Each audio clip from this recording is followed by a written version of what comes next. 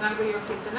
యెహోవా కొరకు నేను సహనముతో కనిపెట్టుకుంటుని, ఆయన నాకు చెవియొగ్గి నా మొర ఆలకించెను. నాశనకరమైన గుంటలో నుండి, చీకటి గల దొంగ ఊబిలో నుండి ఆయన నన్ను పైకెత్తెను. నా పాదములు బండ మీద నిలిపి నా అడుగులు స్థిరపరచెను. తనకు స్తోత్ర రూపమగు క్రొత్త గీతమును మన దేవుడు నా నోట ఉంచెను. అనేకులు దాన్ని చూసి భయభక్తులు కలిగి యెహోవా యందు నమ్మిక ఉంచెదరు. గర్విష్ఠులనైనను త్రోవ విడిచి అబద్ధముల తట్టు తిరుగువారినైనను లక్ష్య పెట్టక యెహోవాను నమ్ముకొనువాడు ధన్యుడు. యెహోవా నా దేవా, నీవు మా ఎడల జరిగించిన ఆశ్చర్య క్రియలను, మా ఎడల నీకున్న తలంపులను బహు విస్తారములు. వాటిని వివరించి చెప్పేదని అనుకుంటున్నా అవి లెక్కకు మించి ఉన్నవి. నీకు సాటి అయిన వాడు ఒకడును లేడు. బలులనైనను నైవేద్యములనైనను నీవు కోరటలేదు. నీవు నాకు చెవులు నిర్మించి ఉన్నావు. దహన బలులనైనను పాప పరిహారార్థ బలులనైనను నీవు తెమ్మనలేదు. అప్పుడు పుస్తకపు చుట్టలో నన్ను గూర్చి రాయబడిన ప్రకారము నేను వచ్చి ఉన్నాను. నా దేవా, నీ చిత్తము నెరవేర్చుట నాకు సంతోషం. నీ ధర్మశాస్త్రము నా ఆంతర్యములో ఉన్నది. నా పెదవులు మూసుకొనగా మహాసమాజంలో నీతి సువార్తను నేను ప్రకటించి ఉన్నానని నేనంటిని. యెహోవా, అది నీకు తెలిసే ఉన్నది. నీ నీతిని నా హృదయములో ఉంచుకొని నేను ఊరకుండలేదు. నీ సత్యమును, నీ రక్షణను నేను వెల్లడి చేసి ఉన్నాను. నీ కృపను, నీ సత్యమును మహాసమాజమునకు తెలుపక నేను వాటిని మరుగు చేయలేదు. యెహోవా, నీవు నీ వాత్సల్యమును నాకు దూరము చేయవు. నీ కృపా సత్యములు ఎప్పుడును నన్ను కాపాడునుగాక. లెక్కలేని అపాయములు నన్ను చుట్టుకొని ఉన్నవి. నా దోషములు నన్ను తరిమి పట్టుకొనగా నేను తల ఎత్తి చూడలేకపోతుంది. లెక్కకు అవి తల వెంట్రుకలను మించి ఉన్నవి. నా హృదయము అధైర్యపడి ఉన్నది. యెహోవా, దయచేసి నన్ను రక్షింపు. యెహోవా, నా సహాయమునకు త్వరగా రమ్ము. నా ప్రాణము తీయుటకై యత్నించువారు సిగ్గుపడి బొత్తిగా భ్రమసియుందురుగాక. నాకు కీడు చేయగొరువారు వెనుకకు మళ్ళింపబడి సిగ్గునందుదురుగాక. నన్ను చూసి ఆహా ఆహా అని పలుకువారు తమకు కలుగు అవమానమును చూసి విస్మయముందుదురుగాక. నిన్ను వెతుకు వారందరూ నిన్ను గూర్చి ఉత్సహించి సంతోషించుదురుగాక. నీ రక్షణ ప్రేమించువారు యెహోవా మహిమ పరచబడునుగాక అని నిత్యము చెప్పుకొందురుగాక. నేను శ్రమల పాలై దీనుడనైతే ప్రభు నన్ను తలంచుకొనుచున్నాడు. నాకు సహాయము నీవే, నా రక్షణకర్తవు నీవే. నా దేవా, ఆలస్యము చేయకము. దేవుడి కొద్ది మాటలు దీవించి ఆశీర్వదించునుగాక. ఆమేన్. ఇక్కడ దావీదు భక్తుడు అంటున్నాడు.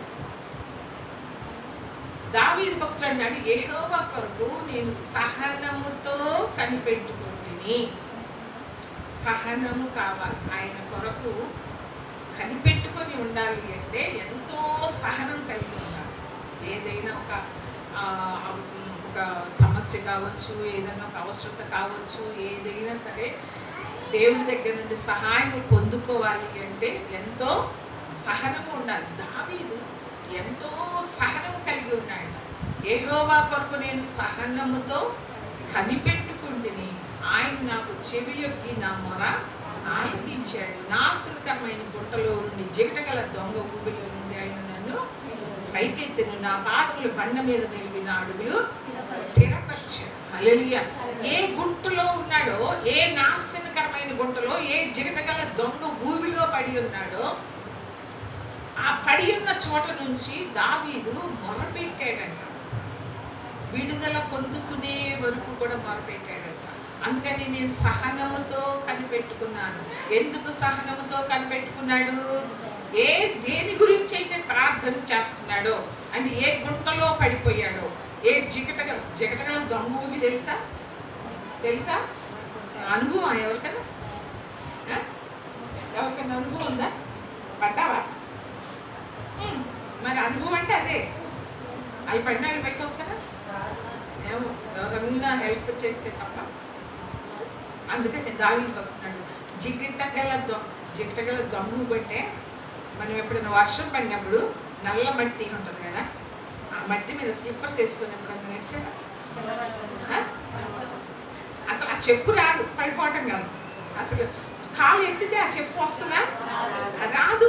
జిగట చెప్పు అంటే తీద్దామన్నా కూడా రాదు. అంటే జిగట గల దొంగ ఊబి, దానిలో పడిన వాళ్ళు ఎవరు కూడా పైకి రాలేదు. ఎందుకంటే ఇంకా పైకి వద్దామని నీ సొంత ప్రయత్నంతో, నీ శక్తితో, నీ బలముతో నువ్వు సొంతంగా పైకి రావాలని నువ్వు ప్రయత్నం చేసినప్పుడల్లా ఇంకా లోపలికి దిగిపోతావే కానీ పైకి మాత్రం రాలేవు. హల్లెలూయా. నువ్వు పైకి రావాలంటే ఎవరో ఒకరు సహాయం నీకు కావాల్సిందే. దొంగ ఊబిలో ఎవరైతే, అమ్మా ఎవ్వరు కూడా డిస్టర్బ్ చేయొద్దు. ఎవరైతే ఆ ఊబిలో పడిపోయారో, పాపమనే ఆ జిగటగల దొంగ ఊబిలో, ఆ నాశనకరమైన గుంటలో పడిపోయారో వాళ్ళని దావీదు భక్తుడు అన్నాడు, నేను పడిపోయాను, అందుకనే నేను సహనముతో కనిపెట్టు. ఆ గుంటలో నుండి, జిగటగల దొంగ ఊబిలో నుంచి, నాశనకరమైన గుంటలో నుంచి పైకి నన్ను లేపుతాడు, నన్ను విడిపిస్తాడు, నా పాదములు బండ మీద నిలుపుతాడు, నన్ను స్థిరపరుస్తాడు అని ఆశతో, సహనముతో ఆ విడుదల కొరకు కనిపెట్టుకున్నాడు. హల్లెలూయా. మనం అలా కనిపెట్టుకుంటున్నామా?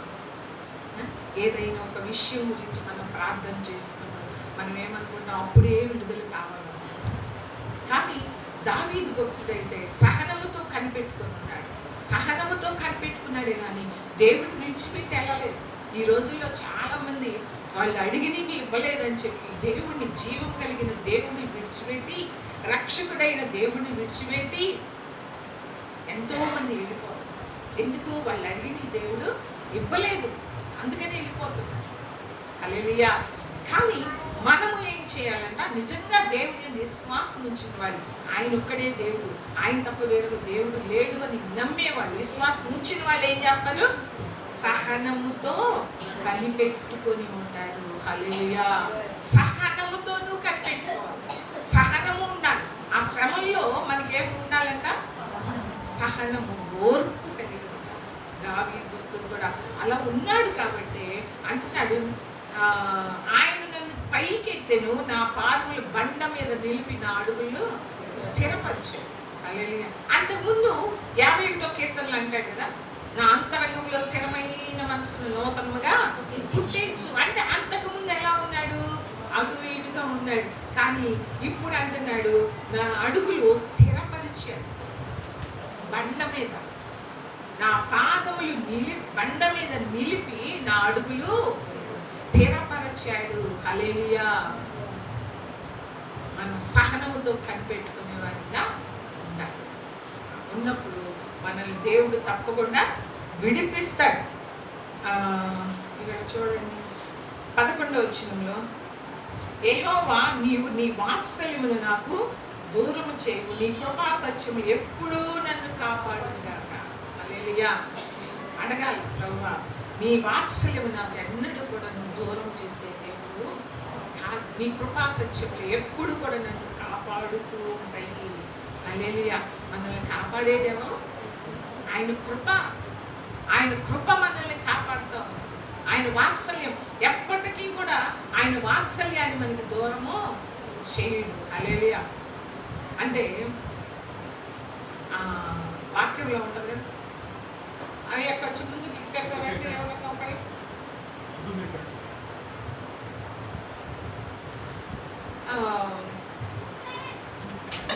ఒక వాక్యంలో ఏముంటుంది, అనుదినము మా ఎడల నీకు నూతనమైన వాత్సల్యత పుట్టుకొస్తుంది. ఇంతకుముందు ఒక ఉదాహరణ చెప్పాను, మీకు గుర్తుందా? అనుదినము నూతనమైన వాత్సల్యత పుట్టుకొస్తుందంట మన ఎడల. ఎలా? అనుదినం. నేను ఇంతకుముందు చెప్పాను ఒకసారి. ఎలా అంటే మా దేశం గురించి చెప్పాను కదా, చెప్పాను. అప్పుడు ఇవన్నీ లేచి మొత్తం దురద అప్పుడు మొత్తం దురద అయితే నైట్ అంతా నిద్రపోయేవాడు కాదు. నైట్ రోజు నిద్ర లేకపోతే పెద్దవాళ్ళకి కూడా కష్టమే కదా. అప్పుడు నైట్ అంతా అప్పుడు చాలా విసుకొచ్చేది. ఆడు అంటే వాడి బాధలు తీసేయలేము, అటు నిద్ర పోనీకి. అందుకని చూసి చూసి ఒకసారి 2 సార్లు కోపగించుకున్నాం. కోపం వస్తుంది, వాళ్ళు విసుక్కుంటాం, అలా ఇస్తున్నాడు. కానీ తెల్లారంతా ఉదయాన్నే ఏం కలుగుతుంది? ప్రేమ, వాత్సల్యత. రాత్రంతా విసిగించాడు, కానీ ఉదయాన్నే ఏమొస్తుంది మనకి? నూతనముగా. అంత విసిగించిన, ప్రతిరోజు విసిగించిన, రోజు ఉదయాన్నే మనకి ఏం కలుగుతుందంట? వాత్సల్యత. వాళ్ళ మీద మనకి వాత్సల్యత నూతనమైంది. ముందు రోజు ఉంటుంది కాదు, మళ్ళీ ఎప్పటికప్పుడు నూతనమైన వాత్సల్యత మనకి పుట్టుకొస్తుందంట. అందుకనే దేవుడికి కూడా అనుదినము మన ఎడల నూతనమైన వాత్సల్యత పుట్టుకొస్తూ ఉంటుంది. హల్లెలూయా. అందుకని ఇక్కడ దావీదు భక్తుడు అంటున్నాడు, నీ వాత్సల్యత నాకు దూరము చెయ్యవు. నువ్వు కోపించుచునే వాత్సల్యతను జ్ఞాపకం చేసుకునే దేవుడు ఆయన. హల్లెలూయా. కోపిస్తానే ఉంటాడు. మన పిల్లలు మనం కోపిస్తానే ఉంటారా? వాళ్ళు ఎంత విసిగించినా కోపడతానే ఉంటాం. మళ్ళీ వాత్సల్యత మాత్రం మనం దూరము చెయ్యనే చెయ్యి. హల్లెలూయా. అంటే ఆయన మన ఎడల ఎప్పటికీ కూడా వాత్సల్యత దూరం చేసే దేవుడు కానే కాదు. హల్లెలూయా. ఇక్కడ 16వ వచనంలో చూడండి, నిన్ను వెతకు వారందరూ నిన్ను గూర్చి ఉత్సహించి సంతోషించుదురుగాక, నీ రక్షణ ప్రేమించువారు యెహోవా మహిమ పరచబడునుగాక నిత్యము చెప్పు. ఎవరైతే ఆయన వెతుకుతూ ఉంటారో, ఎవరైతే రక్షణ పొందుకున్నారో, అంటే ఆ రక్షణను ప్రేమించే వాళ్ళు ఉన్నారో, ఎప్పుడు కూడా ఆయన మహిమ గురించి మనము చెప్పుకుంటూ మన హృదయాల్లో మనం ఉత్సాహం వస్తుందంట. ఉత్సాహం వచ్చి సంతోషిస్తూ ఉంటామంట. హల్లెలూయా. ఉందా మనలో? ఆయన రక్షణ మనం ప్రేమిస్తాం. అమ్మ మాట్లాడద్దు. ఆయన రక్షణ మనం ప్రేమిస్తున్నామా? ఆయన రక్షణ మనము ప్రేమిస్తున్నామా? అందుకని దావీదు భక్తుడు నేను శ్రమల పాలై దీను. అంటే శ్రమల్లో ఏమొస్తుందంట? ఓర్పు వస్తుంది, సహనము వస్తుంది, దీనత్వం వస్తుంది. శ్రమలు కావాలా ఎవరికన్నా? ఎవరికైనా కావాలా? అమ్మో, ఒక్కళ్ళన్నా ఎత్తుతున్నారేమో చూడండి. ఎక్కడ అంటుకుంటాయో, ఇట్లా చెయ్యెత్తితే ఎక్కడికి వచ్చి నా మీద పడతాయో అని ఒక్కళ్ళన్నా. శ్రమలు వస్తే శ్రమల్లో నీకేమొస్తుందంట? ఓర్పు వస్తుంది. శ్రమల్లో నీకు సహనం వస్తుంది. శ్రమల్లో నీకు దీనత్వం వస్తుంది. శ్రమల్లో నీకున్న గర్వం, నీలో ఉన్న అహంకారం, నీలో ఏదుందో అదంతా కూడా తీసేయి. హల్లెలూయా. శ్రమలు లేకుండా మనకు ఆశీర్వాదం లేదని తెలుసు మనకు. అవునా కదా? శ్రమలు లేకుండా మనకు ఆశీర్వాదం ఉందా? లేదే. కానీ ఆ శ్రమలు వద్దనుకుంటున్నాం. నేను పైసలు మాట చెప్పాను, నీకు ఇష్టమైన మార్గంలో నడిస్తే దేవుడు ఎప్పుడు నీకు తోడుగా ఉంటాడు. అర్థమైందని చెప్పి పైసా చెప్పానా? చెప్పలేదా? నీకు ఇష్టమైన మార్గం. ఇప్పుడు మనం ఏ మార్గంలో నడుస్తున్నాం? నీకు ఇష్టమైన మార్గంలో నువ్వు నడుస్తున్నావా? దేవుడు నడిపించే మార్గంలో, దేవునికి ఇష్టమైన మార్గంలో. దేవుని మార్గం ఏంటి? ఇరుకైన మార్గం. అది చాలా సంకుచితమైన మార్గం. ఆ మార్గంలో నువ్వు నడిస్తే దేవుడు ఎప్పుడు నీకు తోడుగా ఉంటాడు. హల్లెలూయా. దేవుడు తోడుగా ఉండటమే కాకుండా ఆయన నిన్ను స్వస్థపరుస్తాడు. నువ్వెక్కడికి వెళ్ళినా కూడా కాపాడుతూ ఉంటాడు, నీకు తోడుగా ఉంటాడు శ్రమలో. కానీ నీకు ఇష్టమైన మార్గంలో నడుస్తూ నీ ఇష్టానుసారంగా జీవిస్తూ, ప్రభువా నాకు తోడుగా ఉండు, అయ్యా నన్ను కాపాడయ్యా, నన్ను విడిపించయ్యా నేను ప్రార్థన చేస్తుంది. ఎలా ఉంటాడు దేవుడు తోడుగా మనకి? నీ పాపాన్ని విడిచిపెట్టటల్లా, నీకు ఇష్టమైన మార్గంలో నువ్వు నడుస్తున్నావు, నీ ఇష్టానుసారంగా నువ్వు ప్రవర్తిస్తూ ఉంటే దేవుడు ఎలా తోడుగా ఉంటాడు? ఉంటాడా? ఎవరైనా చెప్పండి. పాపంతో దేవుడు ఎప్పుడు కూడా పాపంతో అడ్జస్ట్ అవుతాడా? దుష్టత్వములకు ఆయన యొద్ద చోటు లేదు. చెడుతనమునకు ఆయన యొద్ద, దుష్టత్వమును చూసి నువ్వు ఆనందించే దేవుడు కాదు, చెడుతనమునకు నీ యొద్ద చోటు. చెడుతనము అంటే కింద ఫుట్నోట్లో ఏముంటుంది? దుష్టునకు. దుష్టునకు ఆయన యొద్ద చోటు ఉండదు. ఆయన ఎప్పుడు కాంప్రమైజ్ కాడు పాపం. ఆయన పరిశుద్ధుడు కాబట్టి మీరు కూడా పరిశుద్ధంగా ఉండండి. హల్లెలూయా. అందుకనే చాలా మంది అనుకుంటారు దేవుడు నాకు ఎప్పుడూ తోడుగా ఉంటాడు అంటారు కొంతమంది. ఎందుకు? భ్రమలో ఉంటారు. తోడు ఎప్పుడు ఉంటాడు దేవుడు. నీ ఇష్టమైన మార్గంలో నడిస్తే, అయితే ఆయన మార్గంలో నడిస్తే ఏమొస్తాయి అంట? శ్రమలు వస్తాయి, హింసలు వస్తాయి, ఉపద్రవాలు వస్తాయి.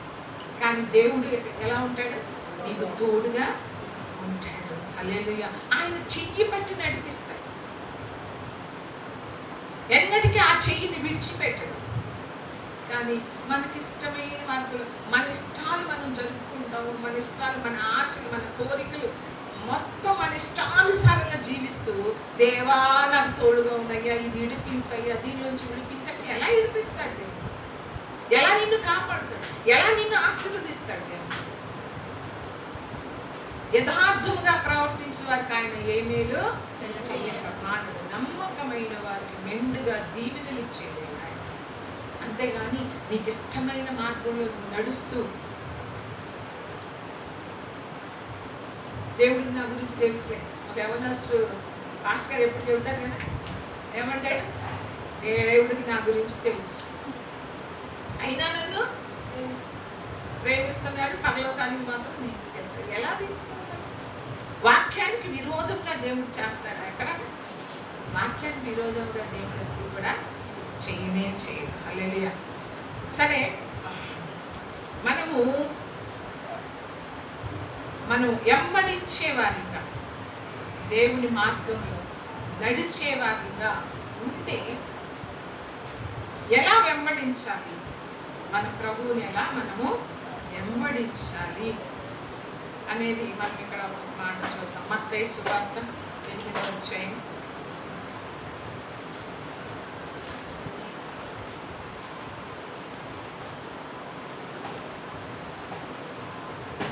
18వ వచనం.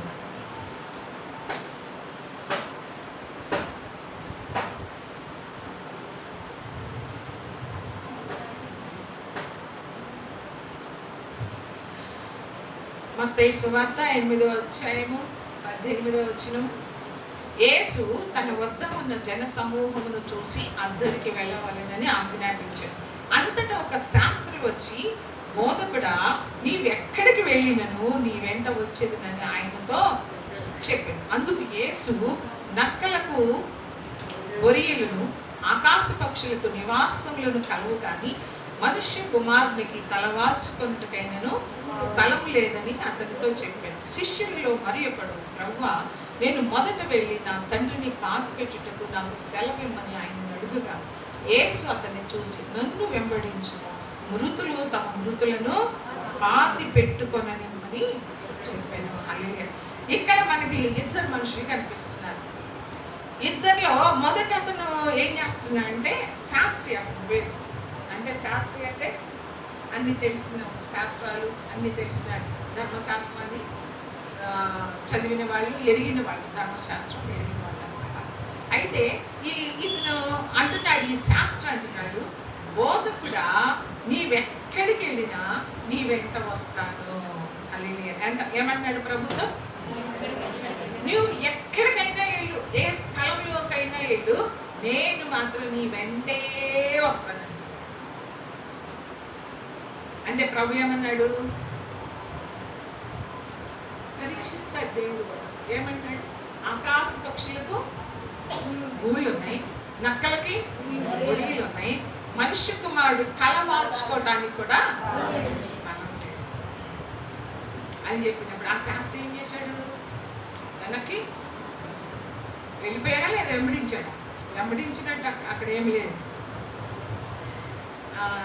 అయితే ఇక్కడ ఈ మాట విని సరే శాస్త్రి వెళ్ళిపోయాడు. ఇతను ఏంటంటే తొందరపడే మనిషి ఈ శాస్త్రి. ఎందుకు? కొంతమంది తొందరగా నమ్ముకుంటారు ప్రభువుని. అయ్యా మాకు ప్రభు కావాలి, ఆయన మార్గంలో మేము నడుస్తాం అన్నట్లుగా కొంతమంది త్వరగా నమ్ముకుంటారు. ఆ నమ్ముకున్న వాళ్ళకి ఏదైనా కొంచెం శ్రమ వచ్చినప్పుడు, ఇరుకులు వచ్చినప్పుడు, సమస్యలు వాళ్ళకి ఎదురైనప్పుడు వాళ్ళు ఏం చేస్తారు? వెనక్కి వెళ్ళిపోతారు. ఈ శాస్త్రం అన్నాడు, నువ్వు ఎక్కడికి వెళితే అక్కడికి నేను కూడా వస్తానంటున్నాడు. యేసు ప్రభు ఈ మాట చెప్పేశాడు, అయ్యా నేను ఎక్కడికి వెళ్ళినా నువ్వు వస్తానంటున్నావు, కానీ నా తల పెట్టుకోవడానికి స్థలము లేదని చెప్పినప్పుడు వెంటనే. అయితే ఈ మాట విని వేరొక శిష్యుడు ఏమంటున్నాడో చూడండి. శిష్యులలో మరి ఒకడు, అసలు ఇక్కడ ప్రభు ఏమని అన్నాడా? నువ్వు నన్ను వెంబడించు అని ముందు చెప్పాడా, తర్వాత అన్నాడా? తర్వాత అన్నాడు యేసు ప్రభు. మొదటి శిష్యుడు ఏమన్నాడు అంటే శాస్త్రితో చెప్పే మాట, ప్రభు చెప్పిన మాట విన్నాడు. మనిషి కుమారుడు తలవాల్చుకోవటానికి కూడా స్థలం లేదు, అసలు తిండి కూడా ఉండదో, పడుకోవటానికి స్థలమే లేదు, తలకే స్థలం లేదు, మరి తిండి కూడా ఉండదో అన్నట్లుగా మాట్లాడుతున్నాడు ప్రభు. శాస్త్రం అన్నాడు, నువ్వు ఎక్కడికి వెళ్తే నీ వెంటే నేను వస్తాను. మనం కూడా పాట పాడతాం కదా. ఏం పాట?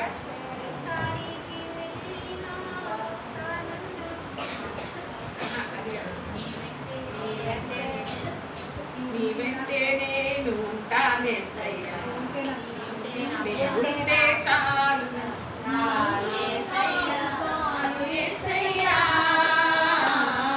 నీ వెంటే నేను ఉంటానేసయ్యా, నీ ఉంటే నాకు చాలు యేసయ్యా, నీ వెంటే నేను ఉంటానేసయ్యా, నీ మాట చాలయ్యా, నీ చూపు చాలయ్యా, నీ తోడు చాలయ్యా, నీ నీడ చాలయ్యా, నీ మాట చాలయ్యా, నీ చూపు చాలయ్యా, నీ తోడు చాలయ్యా, నీ నీడ చాలయ్యా, నీ ఉంటే నాకు చాలు యేసయ్యా, నీ వెంటే నేను ఉంటానేసయ్యా, నీ ఉంటే నాకు చాలు యేసయ్యా, నీ వెంటే నేను ఉంటానేసయ్యా. హల్లెలూయా. ఏమని పాడతాం? నీ ఉంటే చాలు, నీ ఉంటే నాకు చాలు, నీ వెంటే నేను వస్తాను. ఆయన వెంట వెళ్ళటానికి, ఆయన వెంట వెళ్ళటం అంటే ఏంటి? ఆయన నడిచిన మార్గంలో మనము నడవటం, ఆయన అడుగు జాడల్లో మనం నడవటం, వాక్యాన్ని అనుసరించి మనము నడుచుకోవటం. నీ వెంటే నేను ఉంటా. ఈ శాస్త్రం కూడా ఏమంటున్నాడు? నీ వెంటే నేను వస్తానంటున్నాడు ప్రభు. ఆ మాట చెప్పంగానే ఏమంటున్నాడు? ఏమయ్యాడు? అయితే ఈ మాట ఇంకొక శిష్యుడు విని, ఇట్లా కాదులే అమ్మో ఎక్కడికైనా స్థలమే లేదంటున్నాడు, ప్రభుతో వెళ్తే తిండి కూడా దొరుకుతుందో లేదో అని చెప్పి ముందుగానే ఏమంటున్నాడు? ప్రభువా, నేను మొదట వెళ్ళి నా తండ్రిని పాతి పెట్టుటకు నాకు సెలవు. అప్పుడు దాకా వెంబడించాడు ఈ శిష్యుడు. వెంబడించి ఇప్పుడు ఏమంటున్నాడు? ఏమంటున్నాడు? నాకు సెలవు అంటున్నాడు. సెలవు, నీకు నాకు సెలవు. ఇప్పుడు దాకా వెంబడించాడు శిష్యుడు. యేసు ప్రభు ఆ మాట చెప్పంగానే, ఎందుకు యేసు ప్రభుతో అయితే ఏ శ్రమలు వస్తాయో ఆయన వెంబడే నడిస్తే, ఆయన వెంటే నడిస్తే ఏ శ్రమలు వస్తాయో, ఏ ఇరుకులు వస్తాయో, ఏ ఇబ్బందులు, ఏ కష్టాలు వస్తాయో అని చెప్పి ఈయన సాకుగా ఏం చెప్తున్నాడు, నా తండ్రిని అంటే చచ్చిపోవాల తండ్రి. అక్కడ తండ్రి చచ్చిపోవాలి. ఎందుకంటే చచ్చిపోతే యేసు ప్రభు దగ్గర ఎందుకు ఉంటాడా? ఎందుకంటే ఏమంటున్నాడంటే, మా తండ్రి చచ్చిపోయే వరకు, నేను మా తండ్రి చనిపోయాక సమాధి చేసే వరకు నాకు సెలవు. ఏమంటున్నాడు అంటే ప్రభువుని అంటే ఈయన్ని వెంబడిస్తే అన్ని కష్టాలే, అన్ని శ్రమలే అని చెప్పి ఆయనకి దూరంగా ఉండాలని అనుకుంటున్నాడు. ఈ శిష్యుడు ఏమంటాడు, ఇతను శిష్యుడే. ఇతను ఎవరు? శిష్యుడే కానీ అనుకుంటున్నాడు వీటితో వెళ్తే శ్రమలు తప్పవు, కష్టాలు తప్పవు, ఉపద్రవాలు తప్పవు, ఎక్కడో ఒకసారి తలవాల్చుకోవాలి, ఏ దారి పక్కనైనా కూర్చోవాలి, పడుకోవాలి, ఈయనకి దూరంగా ఉంటేనే మంచిది. కొంతమంది దూరంగా ఉంటారు, కొంతమంది ఏం చేస్తారు, దూరంగా వెంబడిస్తారు. పేతురు ఏం చేశాడు? పేతురు ఆ శ్రమలో, యేసు ప్రభు శ్రమలో ఉన్నప్పుడు పేతురు ఏం చేశాడు? దూరం నుండి వెంబడించాడు. హల్లెలూయా, దూరం నుండి వెంబడించాడు. కానీ ఆ శ్రమలో యోహాను ఏం చేశాడు? దగ్గరగా ఉన్నాడు. హల్లెలూయా, దగ్గరగా సమీపంగా ఉన్నాడు. యేసు ప్రభు ఎలాంటి శ్రమలు, ఆయన అన్ని శ్రమలు పొందుతున్నా, అన్ని కష్టాలు వచ్చినా కూడా యోహాను మాత్రం ప్రభువుని విడిచిపెట్టలేదు, వెంబడించాడు. కానీ పేతురు మాత్రం దూరంగా వెంబడించాడు. హల్లెలూయా. మనము కూడా ఏంటంటే దగ్గరికి వెళ్ళకూడదు. అమ్మో, యేసు ప్రభు దగ్గరికి వెళ్తే అది మానేయమంటాడు, ఇది మానేయమంటాడు, అది వద్దంటాడు, ఇది వద్దంటాడు, బంధువులు వద్దంటాడు, ఆ పూజలు పెట్టినవి వద్దంటాడు, అన్నిలతో స్నేహం వద్దంటాడు. అమ్మో, ఇవన్నీ నాకు ఎందుకు వచ్చిన వాళ్ళ కొంచెం అలా అంటకుండా ఉండొచ్చు అనే ఉద్దేశంతో ఈ శిష్యుడు ఏం చేశాడు? దూరముగా ఉండాలనుకున్నాడు. దూరముగా ఉండాలనుకొని అంటే యేసు ప్రభు ఏమన్నాడు?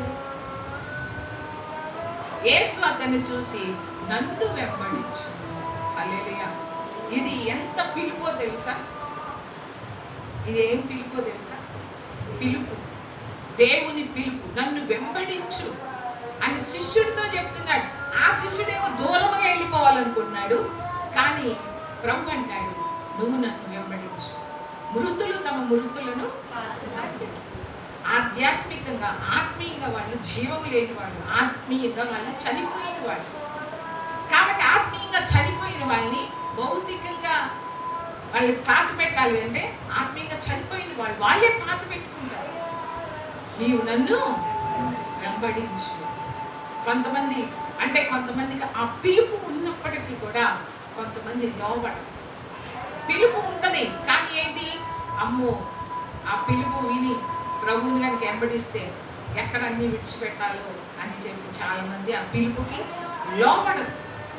ఒక ప్రత్యేకమైన పరిచర్యకి దేవుడు మనల్ని పిలిచినప్పుడు ఈ లోక సంబంధమైనవి ఏవి కూడా, బంధుత్వం కానీ బంధాలు కానీ ఏవి కూడా నిన్ను ఆటంకపరచకూడదు. నువ్వు దేవుని పిలుపుకి లోబడాలే కానీ ఆ ప్రత్యేకమైన ఆ పిలువబడినప్పుడు అంటే దేవుడు నిన్ను పిలిచినప్పుడు, ఇక్కడ యేసు ప్రభు ఏం చేస్తున్నారు? ఆ శిష్యుని పిలుస్తున్నాడు, నువ్వు నన్ను వెంబడించు అని పిలిచినప్పుడు, ఆ పరిచర్య కానీ దేనికైనా పిలిచినప్పుడు అతను ఏం చేస్తున్నాడు? సాకులు చెప్తున్నాడు. పరిచర్య అంటే, దేవుని యొక్క పరిచర్య అంటే అది చాలా మందికి ఈజీగా ఉన్నాం. వాళ్ళు ఇష్టం వచ్చినట్టుగా అంటే పరిచర్య విషయంలో చేస్తారు. అంటే నేను మొన్న ఎవరిని అడిగాను, అందరూ సెలవులు, పిల్లలకి కాలేజీ లేవు, స్కూల్స్ లేవు, ఇక ఎప్పుడు అవకాశం దొరకదన్నట్టుగా అందరూ ఏం చేస్తున్నారు? వాళ్ళకి వెళ్ళిపోయారు. చాలామంది వెళ్ళిపోయారు. ఏంటి, పరిచర్యలో ఉన్నవాళ్ళు కూడా వెళ్ళిపోతే మరి అందరూ వెళ్ళిపోయారు, మేము వెళ్ళిపోవచ్చు.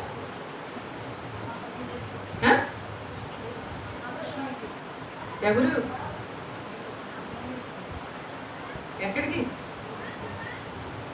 ఇప్పుడు మీరు వాళ్ళు వెళ్ళినట్టు మేము కూడా వెళ్తే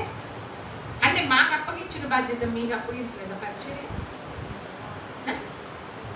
పరిచర్యను విడిచిపెట్టి వెళితే దేవుడు ఎప్పటికీ మళ్ళా అది ఇవ్వనే ఇవ్వడు. నువ్వు నమ్మకంగా లేవు.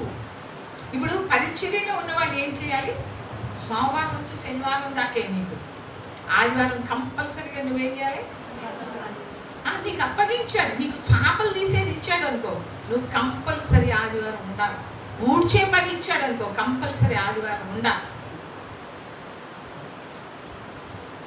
అంతేగాని నీకు ఇష్టం వచ్చినట్లుగా వెళ్ళి అంటే ఈ లోకంలో ఉన్న బంధాలు బంధుత్వాలు నీ పరిచర్యకి ఆటంకంగా ఉండకూడదు. నీ పిలుపుకు నువ్వు లోబడాలి, దేవుని పిలుపుకు లోబడాలి. ఈ శిష్యుడు ఏం చేస్తాడంటే ఆ పిలుపుకి లోబడాలి. యేసు ప్రభు పిలవటం అంటే, యేసు ప్రభు యొక్క పరిచర్య అంటే అది ఎంత ధన్యత అనుకుంటున్నారా? అది ఎంత ధన్యత. చిన్నదే కానీ పెద్దదే కానీ ప్రతి ఒక్కటి కూడా దేవుని సన్నిధిలో మనం చేసే పరిచర్యకు తగిన బహుమానం ఎక్కడిస్తాడు? పరిచర్యను దూరం చేసుకుంటున్నారు పనికి మాలిన వాటి కోసం.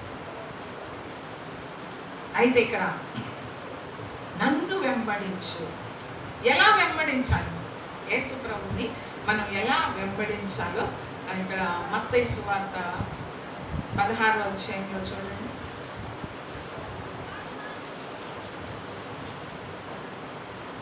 ఇంకొక మాట చూపిస్తాను. లోకా సువార్తలో ఒక మాట ఉంటుంది చూడండి, 10వ అధ్యాయంలో ఇదే మాట లోకా సువార్తలో ఉంటుంది.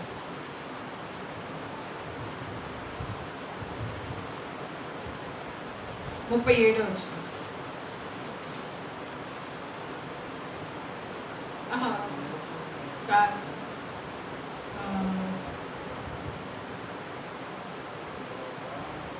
లోకా సువార్త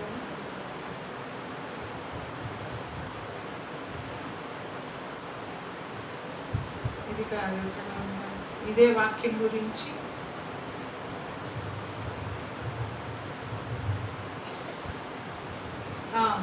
పద్నాలుగు వచ్చాయి. లోకా సువార్త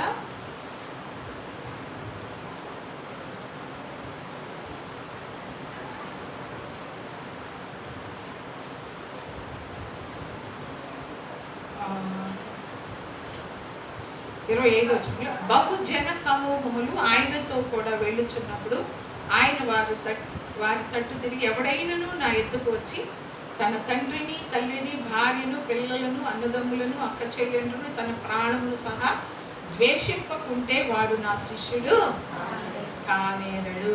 శిష్యుడు అంటే ఎవరు? ఈయన ఒక శిష్యుడే. ఇప్పుడు మనం చదివింది ఎవరు? శిష్యులలో ఒకడు. నన్ను వెంబడించు అంటే ఏమంటున్నాడు? నేను నా తండ్రిని బాధ పెట్టుకొని నేను వస్తాను అంటున్నాడు. అయితే ప్రభు ఏమంటున్నాడు? తన ప్రాణమును సహా ద్వేషించకుంటే నా శిష్యుడు. అంటే ఏంటి? ఈ బంధాలు ఈ బంధుత్వాలు ఏది కూడా దేవుని పిలుపుకి లోబడకుండా ఈ బంధుత్వాలు ఇవేమీ కూడా మనకి ఆటంకంగా ఉండకూడదు అని. సరే, ఇప్పుడు 16వ అధ్యాయంలో చూడండి. 16వ అధ్యాయం మత్తయి సువార్త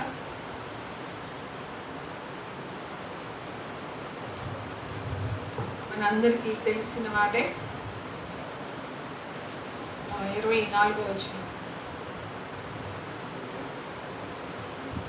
అప్పుడు యేసు తన శిష్యులను చూసి, ఎవడైనను నన్ను వెంబడింపగోరిన యెడల తన్ను తాను ఉపేక్షించుకొని. హల్లెలూయా. మొట్టమొదట ఎవరైతే వెంబడించాలని కోరుకుంటారో, ఇక్కడ దేవుడు ఏమన్నాడు? ఎవడైనను నన్ను వెంబడింప కోరిన యెడల. దేవుడు బలవంతం పెట్టడం లేదు ఇక్కడ. ఎవరైనా సరే నన్ను వెంబడించాలి, నా అడుగుజాడల్లో నడవాలి, నన్ను అనుసరించి నడుచుకోవాలి, నా వాక్యానుసారంగా నడుచుకోవాలి అని ఎవరైతే అనుకుంటారో వాళ్ళు మొట్టమొదట ఏం చేయాలంట? తన్ను తాను ఉపేక్షించుకొని. హల్లెలూయా. మొట్టమొదట మనము ఆయన వెంబడింపాలని నువ్వు అనుకుంటే ఉపేక్షించుకోవాలి. ఉపేక్ష అంటే అన్ని చంపుకో. నీలో ఇష్టాలు ఉండొచ్చు, నీలో కోరికలు ఉండొచ్చు, నీలో ఆశలు ఉండొచ్చు, కానీ వాటన్నిటినీ కూడా చంపుకొని తను తాను ఉపేక్షించుకొని, అంటే లేకుంటే నష్టపోవాలి. నిన్ను నీవేం చేయాలి? నష్టపోవాలి. నీ ఇష్టం కాదు. నీ ఇష్టానుసారంగా ప్రవర్తిస్తే నువ్వు శిష్యుడు కాదంట. ఆయన ఇష్ట ప్రకారం నడిస్తేనే నీవు శిష్యుడు. నీ ఇష్ట ప్రకారం నువ్వు నడిస్తే నువ్వు శిష్యుడికి ఎన్నటికీ కూడా కానే కావు. హల్లెలూయా. నిన్ను నీవు ఉపేక్షించుకొని, అంటే నిన్ను నువ్వు తగ్గించుకోవడము, లేకుంటే నీలో ఉన్న కోరికలు, ఆశలు అవన్నిటినీ చంపుకొని ఆయన వెంబడించాలి. అంటే విడిచిపెట్టాలి. మనలో ఉన్న వాటన్నిటిని ఏం చేయాలి? మనం విడిచిపెట్టు. ఇప్పుడు మనల్ని మనం పరీక్షించుకున్నాం. మనం అసలు ఎలా వెంబడిస్తున్నాం? మనం అందరం వెంబడించే వాళ్ళమైనా? యేసు ప్రభువుని వెంబడిస్తున్నాం? చెప్పండి. వెంబడిస్తున్నారా అందరూ? ఏం చేయమ్మా? వెంబడిస్తున్నారా? ప్రభు అంటాడు, నన్ను వెంబడింప కోరిని ఎడల. మీకు ఇష్టమైతే నన్ను వెంబడించాలని మీకు ఇష్టమైతే మొదట నిన్ను నువ్వు ఉపేక్షించుకో. నీ ఇష్టానుసారంగా నువ్వు ప్రవర్తించటం కాదు, నీ ఇష్టానుసారంగా నువ్వు నడవటం కాదు. నన్ను వెంబడించటం అంటే నీ ఇష్టం ఉండకూడదు. ఎవరి ఇష్టం ఉండాలి అక్కడ? దేవుని యొక్క ఇష్టం ఉండాలి. హల్లెలూయా. నీ ఇష్టానుసారంగా ప్రవర్తిస్తే నీవు శిష్యుడువు కానే కాదు.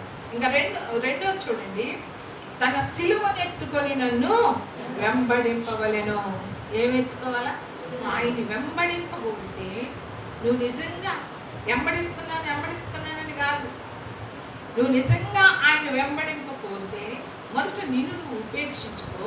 తర్వాత రెండోది ఏం చేయాలి? సిలువ. సిలువ అంటే ఏంటి? శ్రమ. శ్రమ అంటే అందరికీ భయం కదా. నాకు చెప్తే ఎవరైనా చెయ్యి ఎత్తలే. సిలువ అంటే ఏంటి? శ్రమ. మరి ఆయన వెంబడించే వాళ్ళు సిలువని ఎత్తుకోవాలట. ఎవరో సిలువ వాళ్ళు. మరి శ్రమలే వద్దంటున్నారు. సిలువ అంటే సూర్య, ఎవరి సిలువ వాళ్ళు ఎత్తుకోవాలి. మొదటేమో నిన్ను నువ్వు ఉపేక్షించుకోవాలి. రెండోది సిలువ ఎత్తుకొని ఆయన్ని వెంబడించాలి. హల్లెలూయా.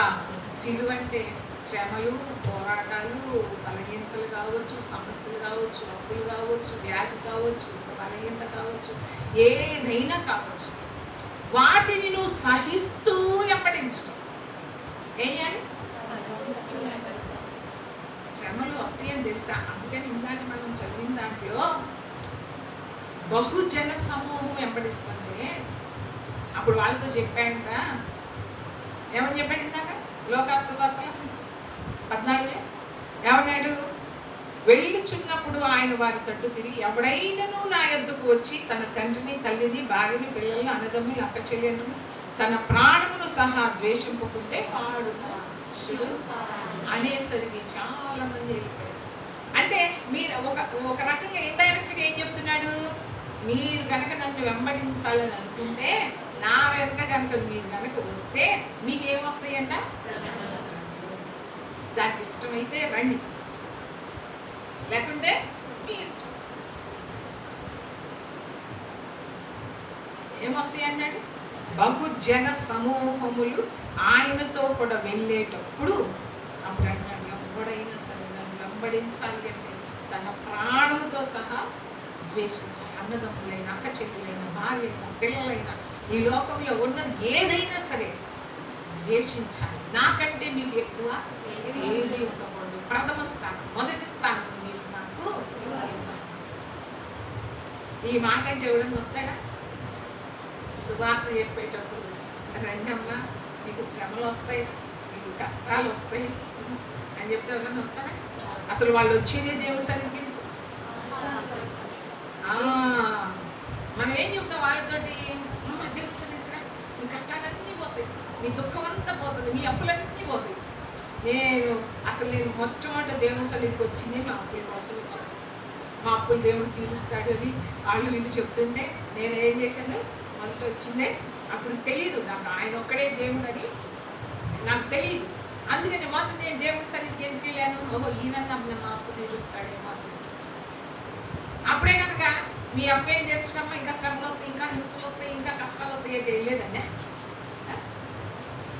కానీ మొదట నేను వెళ్ళింది అప్పుల కోసం. కానీ అప్పులు ఏం తీరలేదు. 10 సంవత్సరాలు తిరిగి అనుకోండి. తర్వాత నేను చర్చికి వెళ్ళిన తర్వాత ఎన్ని సంవత్సరాలకి? 10 సంవత్సరాలు. శ్రమలు వస్తాయి, హింసలు వస్తాయి. మీకు ఇంకొక మాట చెప్తారు చూడండి. తిమోతికి రాసిన 2వ పత్రిక, తిమోతికి రాసిన 2వ పత్రికలో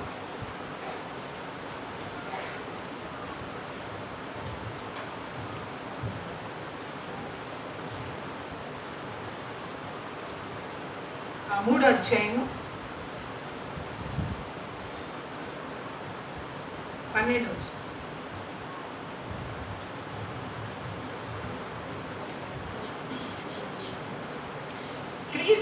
క్రీస్తు యేసునందు సద్భక్తితో బ్రతుక ఉద్దేశించు వారందరూ ఏం పొందుతారంట?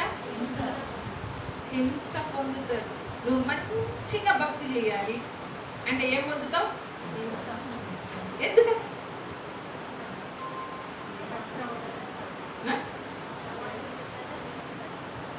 ఎందుకు హింస?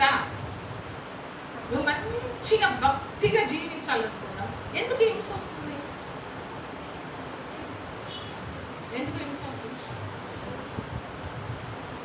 చెప్పండి. సద్భక్తితో బ్రతుక ఉద్దేశించి ఎవరైతే మంచి భక్తి చేయాలని కోరుకుంటారు వాళ్ళకి ఏమొస్తాయంట? హింస. హింస. మీ ఇళ్లలో మీ బంధువు, దగ్గర బంధువులు చనిపోయారో, లేకపోతే పెళ్ళిళ్ళు కావచ్చు, ఏదైనా కావచ్చు, పిలిచారు. ఇక్కడ వాక్యం ఏం చెప్తున్నాము? మీరు వెళ్ళకూడదు, అక్కడికి వెళ్ళకూడదు, ఇక్కడికి వెళ్ళకూడదు అని చెప్తున్నావు. అన్నిలో చోటకి వెళ్ళకూడదు అని చెప్తున్నావు. నువ్వు ఆ మాటకి లోపడి నువ్వు వెళ్ళలేదు అనుకో, అప్పుడు నీకేం కలుగుతుంది? ఏం కలుగుతుంది? వాళ్ళు వీళ్ళు ఏమంటారు? మాటలతో నిన్ను ఏం చేస్తారు? హింసిస్తారా లేదా? అవునా కదా? నువ్వు మంచి భక్తి చెయ్యాలనుకుంటే, అంటే వాక్యానుసారంగా నువ్వు జీవించాలనుకుంటే నీకేం కలుగుతాయి అంట? హింస కలుగుతుందంటే ఎవరైనా వస్తారా? ఏం సద్భక్తితో బ్రతుక ఉద్దేశించే వారందరికీ ఏం కలుగుతుంది? హింస. పైన ఒక మాట ఉంటుంది చూడండి, 11వ వచనంలో, అంత్యొకయ, యుకోనియ, లుస్త్రాను పట్టణములలో నాకు కలిగినట్టి హింసలను, ఉపద్రవములను తెలిసి కొనిన వాడవై నన్ను వెంబడించితివి. హల్లెలూయా. ఈ తిమోతికి తెలుసు, పౌలు భక్తులు పడిన శ్రమలు తెలుసు, ఆ హింసలు తెలుసు, ఉపద్రవాలు తెలుసు, ఆ కష్టాలు తెలుసు, నష్టాలు తెలుసు, అన్నీ తెలుసు తిమోతికి. అందుకని తిమోతితో అంటున్నాడు పౌలు భక్తుడు, ఓ తిమోతి, నాకు కలిగిన హింసలు, నాకు కలిగిన ఉపద్రవాలు, ఆ 3 పట్టణాల్లో ఎన్ని హింసలు కలిగినాయో, ఉపద్రవాలు కలిగినాయో నీవు తెలుసుకొని కూడా నువ్వు నన్ను వెంబడిస్తావు. తిమోతికి ఏం తెలుసు? పౌలు భక్తులు పడిన శ్రమలు తెలుసు, హింసలు తెలుసు. ఎలాంటి హింసలు అని అందరికీ తెలుసు. పట్టణంలో కుక్కని ఈడ్చినట్టుగా కొట్టి ఏం చేశారు పౌలుని, అవన్నీ తెలుసు. ఇప్పుడు మనం ఉన్నాం, నీకు కలుగుతున్న హింసలు, నువ్వు ప్రభుని నమ్ముకున్నాక నువ్వు పడుతున్న బాధలు, శ్రమలు చూసి ఎవరన్నా నేను వెంబడిస్తారా? నువ్వు నమ్ముకున్న దేవుని నమ్ముకుంటారా? కానీ ఇక్కడ ఏమవుతుంది చెప్పండి. అర్థమైందా నేను చెప్పిన మాట? అసలు అర్థమైందా? ఏంటి? పౌలు భక్తుడు ఎంత శ్రమలు పొందుకున్నాడో దాన్ని బట్టి మన ఇతరులు నమ్ముకుంటారా? ఇక్కడ తిమోతి తెలిసి కూడా పౌలుని వెంబడించాడు. పౌలు ఎన్ని శ్రమలు పొందాడో మనందరికీ తెలుసు. అసలు పౌలు కొరింథీయులకు రాసిన 2వ పత్రికలో నేను ఎప్పుడు చూపిస్తాను కదా, నదుల వలన ఆపదలు, సముద్రం వల్ల ఆపదలు, అన్ని జనుల వలన ఆపదలు, సహోదరుల వలన ఆపదలు, కొండల్లో, గుట్టల్లో, అడవుల్లో అన్నీ కూడా ఆపదలు. ఎందుకురా మీ నా చేయి గీగుతున్నా? ఇటు వాక్యం. ఎన్ని ఆపదలు వచ్చినాయో అవన్నీ తిమోతికి తెలుసు అంటున్నాడు పౌలు. నీవు అన్ని తెలిసి కూడా నీవు నన్ను హల్లెలూయా. అది నిజమై ఆయన వెంబడించటం. ఆ శిష్యుడికి అర్థమైపోయింది, అబ్బో యేసు ప్రభు మార్గంలో నడిస్తే, ఆయన వెంబడిస్తే ఈ హింసలు తప్పు, ఈ ఉపద్రవాలు తప్పు, ఈ శ్రమలు తప్పు, ఎందుకైనా మంచిది ఆయనకి దూరంగా ఉండి నా తండ్రి చనిపోయి పాతి పెట్టబడినప్పుడు సంగతి కదా, నేను పాతి పెట్టి అప్పుడు నేను వెంబడిస్తానన్నాడు. అంటే తండ్రి చనిపోవాలి అంటే చచ్చిపోయేదాకా నేను అక్కడే ఉంటాను అని అర్థం. ఆయన ఉద్దేశం ఏంటి? నేను దూరంగా ఉండి వెంబడిస్తాను, దగ్గరికి వెళ్ళకూడదు. దగ్గరికి వెళ్తే యేసు ప్రభు దగ్గరికి వెళ్తే అన్ని శ్రమలు, అంటే సద్భక్తి, క్రీస్తు యేసునందు మంచి భక్తి చేయాలనుకుంటే ఈ హింసలో తక్కువ అంటున్నాడు. కానీ మనకి హింస అంటే భయం, శ్రమ అంటే భయం, ఏదైనా సరే మనకి భయం. అసలు ఇష్టపడం, శ్రమ వచ్చిందంటే ఇష్టపడం. కానీ ఇక్కడ తెలిసి కూడా అట్టి హింస, నాకు కలిగినట్టి హింసలను ఉపద్రవములను తెలిసి కొనిన వాడవై నన్ను వెంబడించు. ఇది నిజమైన భక్తి, వెంబడించడం.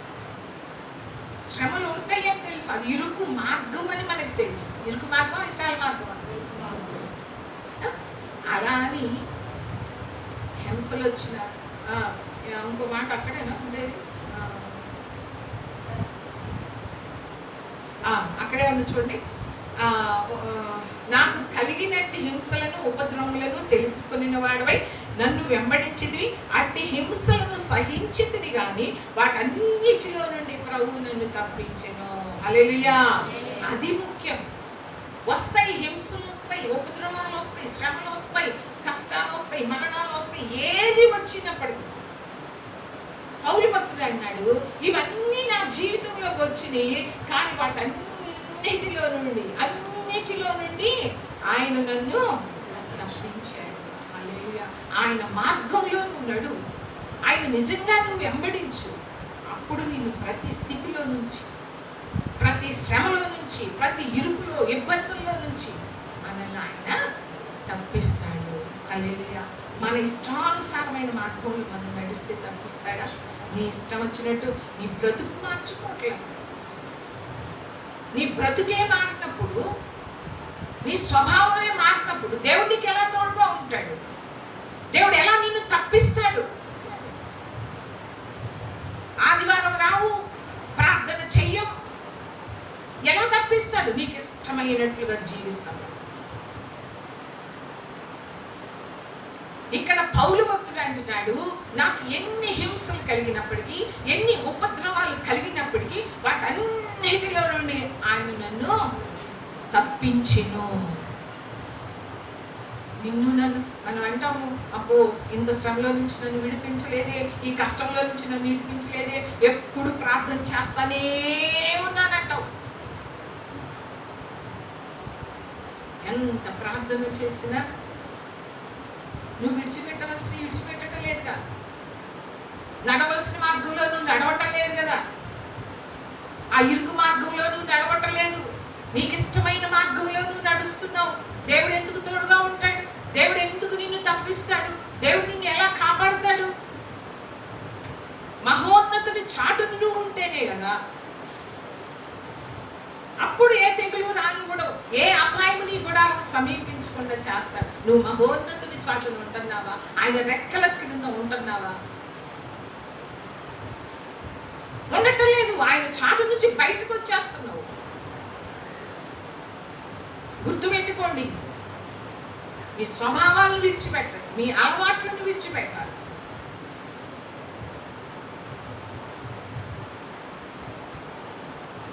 ఉపేక్షించుకోమంటే, అన్ని విషయాన్ని ఉపేక్షించుకోమంటే దానికి వ్యతిరేకంగా ఆపేక్ష, అన్నిటి మీద ఆపేక్షే. ఆపేక్ష అంటే ఏంటి? అన్నిటి మీద ఆపేక్షే. మన కళ్ళు ఏది చూస్తే అది మనకి ఎప్పుడు మన మనం ఎప్పుడు ఆపోజిటే కదా, వాక్యానికి ఎప్పుడు కూడా మనము ఆపోజిటే కదా.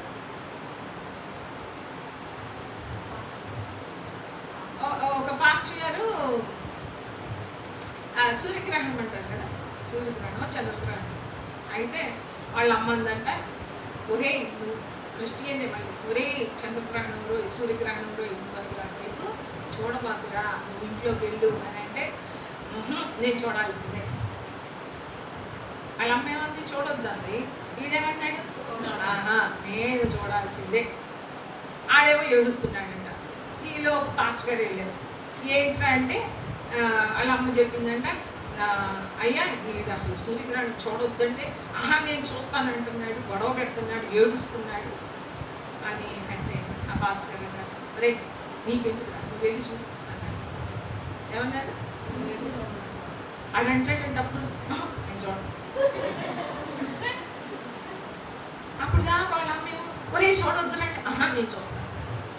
పాస్టర్ గారు వచ్చి, అరే వెళ్ళిరా చూడరా, నేను మీ అమ్మకి చెప్తాను, నువ్వు నీకేం భయం లేదు, నువ్వు వెళ్ళి చూడండి. నేను చూడను. ఏంటి?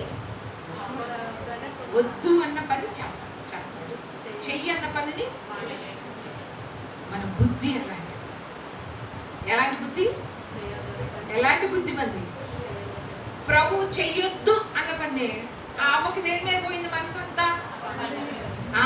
ఎప్పుడు కూడా తినకూడదు అంటే ఆ రోజే వస్తాయి స్మెల్, బిర్యానీ, పక్క నుంచి మటన్లు, చికెన్లు.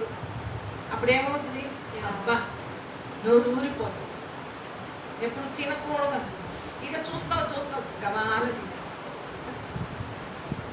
తినవద్దు అన్నప్పుడే సైతాన్ ఏం చేస్తాడు, తినాలి. తినేటప్పుడు అన్నీ ఉంటాయి, కానీ మనము తినవద్దు అన్నప్పుడే, జ్వరం వచ్చినప్పుడు అమ్మ చికెన్ తినవద్దు అంటే అదే తినాలి మనసు, దాని మీదే మనసు ఉంటుంది. ఈ రోజున మన స్వభావం ఎలాంటిదంటే, దేవుడు చెయ్యొద్దు అన్న పనినే మనం చేస్తున్నాం.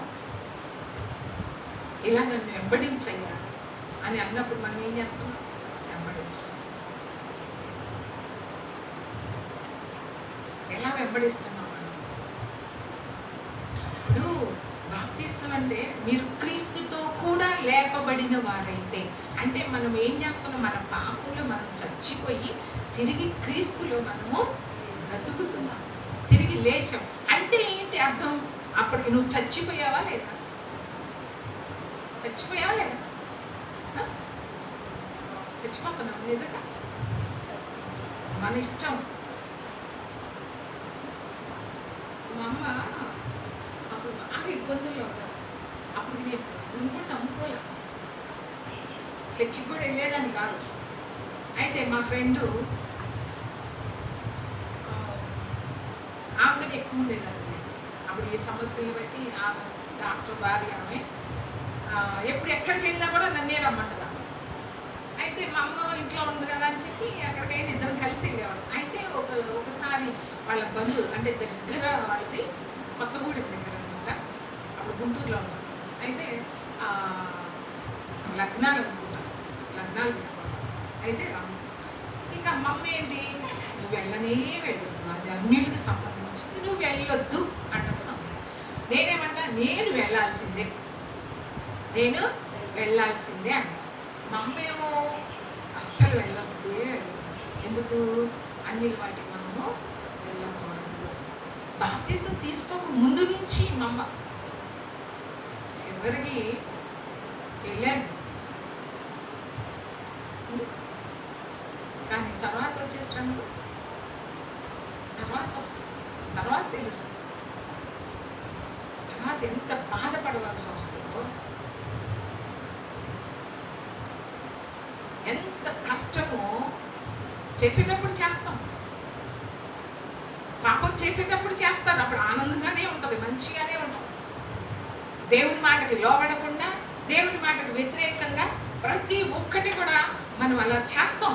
కానీ తర్వాత కదా తెలిసేది ఆ ప్రతిఫలం ఎప్పుడు వస్తుంది. మన స్వభావం ఎలాంటిదంటే, దేవుడు వద్దు అన్న వాటిని చేస్తాం, దేవుడు చేయమన్న వాటిని నన్ను వెంబడించండి, నిన్ను నువ్వు ఉపేక్షించుకో, నీ సిలువ ఎత్తుకో. నేను ఆ ప్రభు ఎలాంటి మార్గంలో నడిచాడు? శ్రమలే కదా. ఆయన అంటున్నాడు, ప్రభు అంటున్నారు, నా అడుగు జాడల్లో నువ్వు నడు, నీకు మాదిరిగా నేను ఉంచి వెళ్తున్నా. నువ్వు ఏ మార్గంలో నడవాలి? నేను నడిచాను, నేను ముందు నడిచాను. ఇప్పుడు ఏదన్నా బాట ఉంటుంది అనుకోండి, ఆ బాట బురదగా ఉంటుంది, ఎవరో కొన్ని అడుగులు ఉన్నాయి ముందు నడిచిన అడుగులు. నువ్వు ఎక్కడ బురదలో నడుస్తావా లేకపోతే అడుగుల్లో నడుస్తావా? ఎందుకంటే అది బాటగా ఏర్పడింది కాబట్టి, ఎంతోమంది నడిచారు కాబట్టి అదే దాంట్లో అడుగులు వేస్తాం. యేసు ప్రభు అన్నారు, నా అడుగు జాడలు ఉన్నాయి, అక్కడ నా అడుగు జాడలు ఉన్నాయి, మీకు మాదిరిగా ఉన్నాయి నా అడుగు జాడలు. ఆ అడుగు జాడల్లో మీరు నడవండి అంటే మనం ఏం చేస్తున్నాం? నడుస్తున్నావా? నడవట్లేదు. ఇంకొక మాట చూపిస్తా, మత్తయి సువార్తలోనే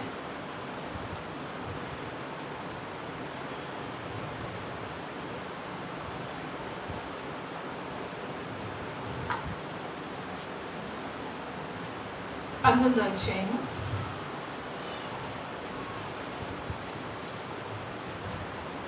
27వ వచనం.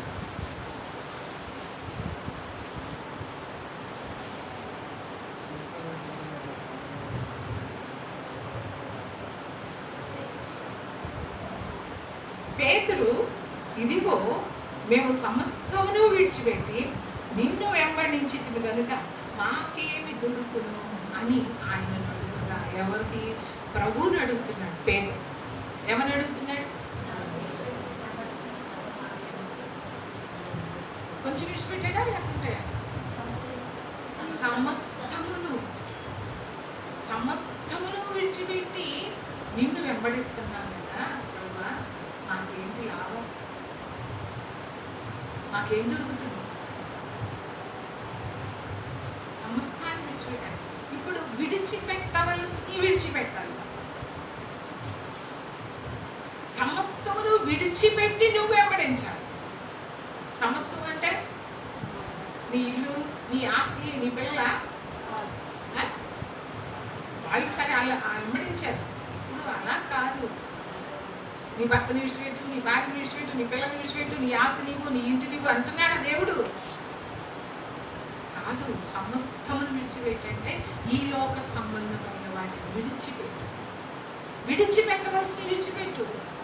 పాపాన్ని దాచిపెట్టుకొని వెంబడిస్తూ ఉంటారు కొంతమంది. అవునా? పాపమే కానీ వెళ్ళి వెంబడిస్తున్నాం అనుకుంటారు. దాన్ని వెంబడించినట్ట విడిచిపెట్టి నువ్వు వెంబడించు. అది విడిచిపెట్టకుండా నువ్వు నడుస్తున్నావు అంటే అది నీకు ఇష్టమైన మార్గంలో నువ్వు నడుస్తున్నావని అర్థం. దేవుడు చూపించిన మార్గంలో నువ్వు నడిస్తే నువ్వు సమస్తమును విడిచిపెట్టి. ఇక్కడ పేతురు అంటున్నాడు, అయ్యా ఇదిగో మేము సమస్తాన్ని విడిచిపెట్టాం కదా, మాకేం దొరుకుతుంది అంటే ప్రభు ఏమంటున్నాడు? యేసు వారితో ఇట్లా, నేను ప్రపంచ పునర్జన్మందు మనుష్య కుమారుడు తన మహిమగల సింహాసనం మీద ఆసీనుడై ఉండినప్పుడు నన్ను వెంబడించిన మీరును 12 సింహాసనం మీద ఆసీనులై ఇశ్రాయేలు 12 గోత్రముల వారికి తీర్పు తీర్చును. నా నామము నిమిత్తము అన్నదమ్ములనైనను, అక్క చెల్లెండ్రనైనను, తండ్రినైనను, తల్లినైనను, పిల్లలనైనను, భూములనైనను, ఇండ్లనైనను విడిచిపెట్టిన ప్రతివాడును 100 రెట్లు పొందును. హల్లెలూయా. ఇది కాక నిత్య జీవమును స్వతంత్రించుకుంటా. వీటిని, ఈ సమస్తాన్ని విడిచిపెడితే నువ్వేం పొందుకుంటావు? నిత్య జీవం. హల్లెలూయా. విడిచిపెట్టకపోతే నా పాపంలో నేనే ఉంటా, నాకు జగటగల దొంగలో నేనే పడి ఉంటా, నాశనకరమైన గొంట్లో ఉంటే నాశనం అయిపోతావు.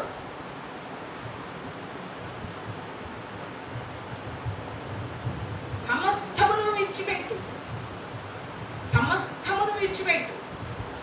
విడిచిపెడితే ఆయన విడిచిపెట్టి వెంబడించి యేసు ప్రభు. మనం ఎలా వెంబడించాలంట? సమస్తమును విడిచిపెట్టి వెంబడించాలి. మనందరికీ తెలుసు అబ్రహాము విడిచిపెట్టాడా? సమస్తాన్ని విడిచిపెట్టాడా? తన బంధువుని విడిచిపెట్టాడు, తన దేశాన్ని విడిచిపెట్టాడు, తన ఆచారాలు సాంప్రదాయాలు తల్లిని తండ్రిని అందరినీ విడిచిపెట్టి ప్రభువుని వెంబడించాడు. మరి ఈనాడు అబ్రహాం ఎంతగా ఆశీర్వాదాన్ని పొందుకున్నాడు. ఇప్పటికీ కూడా అబ్రహాం వల్ల మనం ఆశీర్వాదాన్ని పొందుకుంటానే. ఎంతమందికి అబ్రహాం ఆశీర్వాదకరంగా ఉంటుంది మనందరికీ తెలుసు. ఇంతకుముందు ఒకసారి వాక్యం చెప్పే కదా, పాడి ఆవు. ఏంటి ఇంతకుముందు చెప్పాను ఆ వాక్యం గురించి. పాడి ఆవు. పాడి ఆవులు అంటే ఏంటి? ఇప్పుడే పుట్టిని బాగిస్తాం పిల్లలు. అయితే పాడి ఆవులని ఆ మందసం ఉన్న బండికి కట్టారు. ఆ ఆవులు ఏం చేస్తుంది? మోస్ట్లీ ఆ మందసాన్ని యాజకులు తప్ప వేరెవ్వరూ కూడా మొయ్యకూడని మందసం. యాజకులు తప్ప ఎవ్వరూ కూడా మోయకూడదు. అలాంటి ధన్యత ఈ ఆవులకు వచ్చింది. ఆ మందసాన్ని మోసే ధన్యత ఎవరికి వచ్చింది? ఆవులకి వచ్చింది. హల్లెలూయా. దాని కొరకు ఆవులు దేన్ని విడిచిపెట్టింది? ఎవరు విడిచిపెడతారు? అప్పుడే పుట్టిన పిల్లలు అటు అరుపులు వినిపిస్తూ ఉన్నాయి. ఏం వినపడుతుంది? అటు అరుపులు వినిపిస్తాయా? వాడికి ఆకలి వేస్తుందా? అవి అరుస్తూ ఉన్నాయి. ఆకలేసి ఆ అరుపులు విని కూడా ఈ ఆవులు ఏం చేస్తాయి? దేవుని పనికి తన పిల్లల్ని విడిచిపెట్టారు. మనల్ని దేవుడు విడిచిపెట్టమంటలా, పిల్లల్ని విడిచిపెట్టమని చెప్పటల్లా, నీ భర్తను విడిచిపెట్టు, నీ భార్యను విడిచిపెట్టు అని చెప్పట్లేదు దేవుడు. నీ పాపాన్ని విడిచిపెట్టని చెప్తున్నాడు.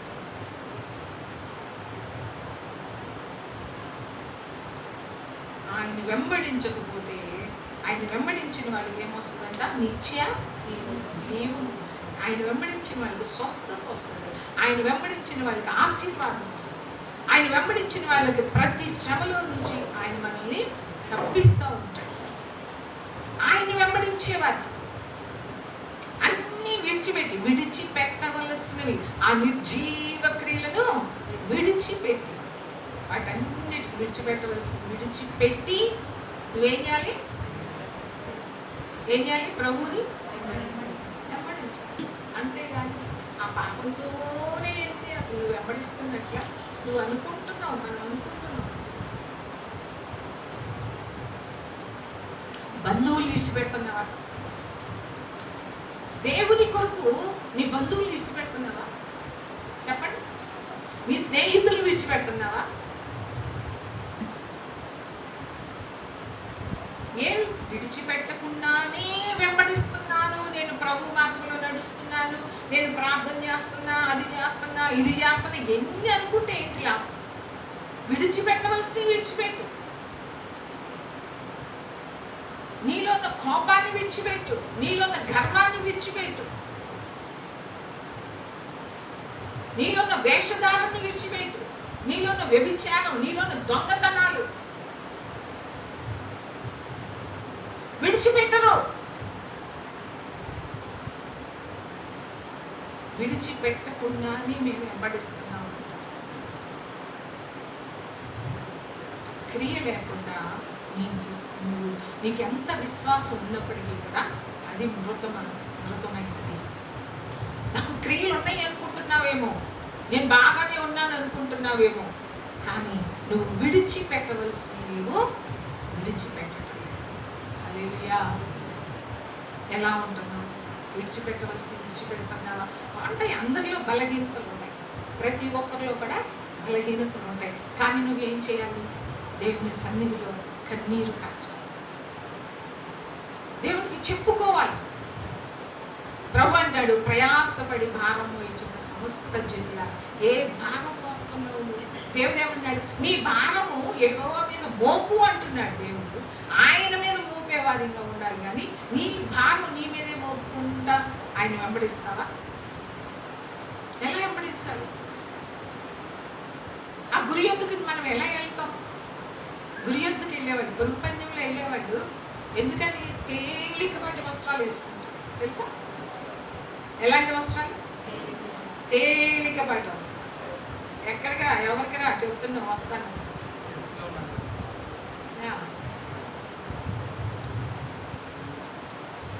స్విచ్ ఆఫ్ పెట్టు.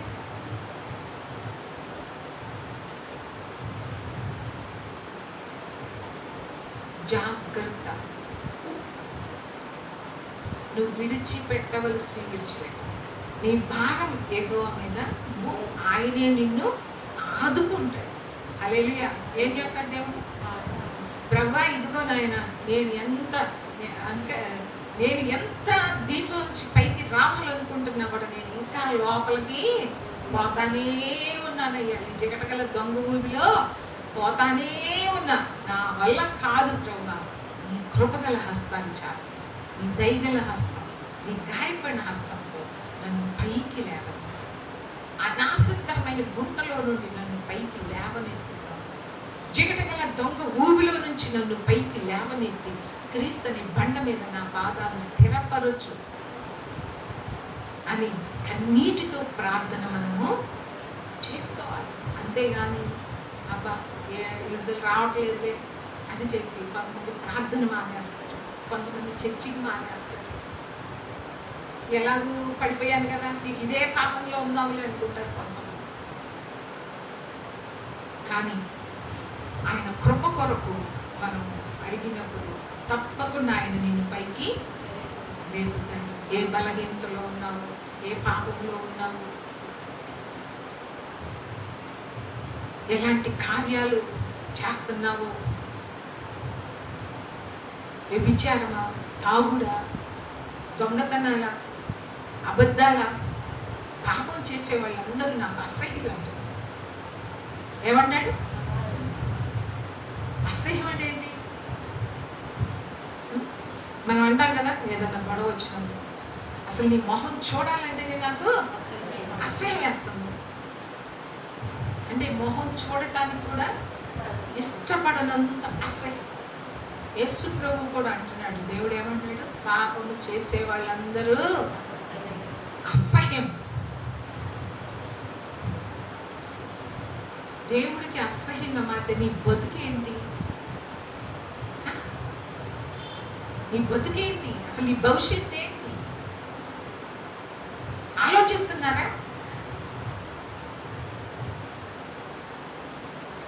దేవుని కృప లేకుండా, దేవుని ఆశీర్వాదం లేకుండా నువ్వు పైకి రాగలుగుతావా? నువ్వు ఆశీర్వదించబడగలుగుతావా? ఈ రోజున నీకు శక్తి ఉండొచ్చు, బలం ఉండొచ్చు, ఆరోగ్యం ఉండొచ్చు. ఒక్క క్షణంలో కనుక అవి తీసేస్తే దేవుడు ఏమైపోతుంది? ఏమైపోతుంది? దేవుణ్ణి పక్కన పెట్టి నువ్వేమి కూడా చెయ్యలేవు. నీ కుటుంబం ఆశీర్వాదకరంగా ఉండనే ఉండదు. ఎప్పుడైతే ప్రభు సన్నిధిలో మోకరించి, ప్రభువా నన్ను క్షమించయ్యా, నువ్వు ఎంతగా ఆ సుంకరి ఎలా ప్రార్థన చేశాడు? సుంకరులో లేవా? ఉన్నాయి. ఆయన పేరే సుంకరి. పరిసయుడంటే అబ్బో నీతి గలవాడు, అన్నీ చేస్తున్నాడు. ఏం చేస్తున్నాడు? అన్నీ చేస్తున్నాడు. కానీ ప్రభు ఏమన్నాడు? కానీ సుంకర ఏమన్నాడు? అయ్యా నీ వైపు చూడటానికి కూడా నేను. అది ఒక పాపకు ఉండవలసింది. పరిసయుడు ఎన్ని క్రియలు చేస్తే ఈ సుంకరి దేవుని సన్నిధిలో కన్నీరు కారుస్తుంది. దుఃఖం, వేదన, కన్నీరు. ఎందుకంటే ఆయనకున్న స్వభావం కావచ్చు, ఆయనలో ఉన్న పాపమును బట్టి కావచ్చు, ఆయనలో ఉన్న బలహీనతలను బట్టి కావచ్చు. నీవు కూడా నిజంగా దాన్ని అసహించుకుంటే, అది నీకు ఇష్టం లేకపోతే, దేవుని సన్నిధిలో మొరపెట్టినప్పుడు, కన్నీరు కార్చినప్పుడు, ఒక్కొక్కసారి దుఃఖం ఎలా వస్తుంది? అందరికీ అనుభవమే ఉంటుంది. ఎక్కడి నుంచి వస్తుంది దుఃఖం? ఒక్కొక్కసారి తట్టుకోలేనంత దుఃఖం ఎందుకు వస్తుంది? సరిగ్గా నేను భక్తి చేయలేకపోతున్నాను, నీకు అయిష్టమైంది నాలో ఇది ఉంది, అది ఉంది అని చెప్పి ప్రభువుని చూసి, ఇదిగో ఈయన నా ప్రియ కుమారుడు, ఈయన యందు నేను ఆ మాట మన గురించి చెప్పగలిగేలాగా మన ప్రవర్తన ఉంటుందా? మన ప్రవర్తన ఉంటుందా? మనల్ని చూసి సాతానుడు ఆనందిస్తున్నాడా, లేకుంటే మన ప్రభువు ఆనందిస్తున్నాడా? నరుల్ని చూస్తూ ఉన్నాడంట. ఆయన కన్ను దృష్టితోటి నరుల్ని పరిశీలిస్తూ ఉన్నాడంట. హల్లెలూయా. పరిశీలించినప్పుడు, నిన్ను చూస్తున్నప్పుడు నువ్వెక్కడ ఉంటావు? ఏ స్థలంలో ఉన్నావు నువ్వు? అర్థమవుతుందా మనకి? పాపం చేసేటప్పుడు, ఒక దొంగతనం చేసేటప్పుడు అందుకని గెహాజీతోటి ఎలీషా ఏమంటాడు? ఆ వెనక పరిగెత్తుతున్నాడు. ఎవరేమో వెనక? నయమాన్ వెనక పరిగెత్తుతున్నాడు. దేనికోసం పరిగెత్తుతున్నాడు? అసలు ఏలియా దగ్గర ఎలీషా ఎలాంటి అభిషేకాన్ని పొందుకున్నాడు? కానీ ఎలీషా దగ్గర నుంచి గెహాజీ ఏం పొందుకున్నాడు? నా మనస్సు నీ వెంట రాలేదా? నువ్వు ఎక్కడికి వెళ్ళావు? ఏం చేస్తున్నావు? ఏ స్థలంలో ఉన్నావు? ఎవరితో ఉంటున్నావు? ఎలీషాకే తెలిసినప్పుడు దేవుడికి తెలియదా? నా మనస్సుని, ఆ మాట చదవండి ఒకసారి. ఇక్కడ రాజు చెప్పి ముగించేస్తాను. మాట చదవండి.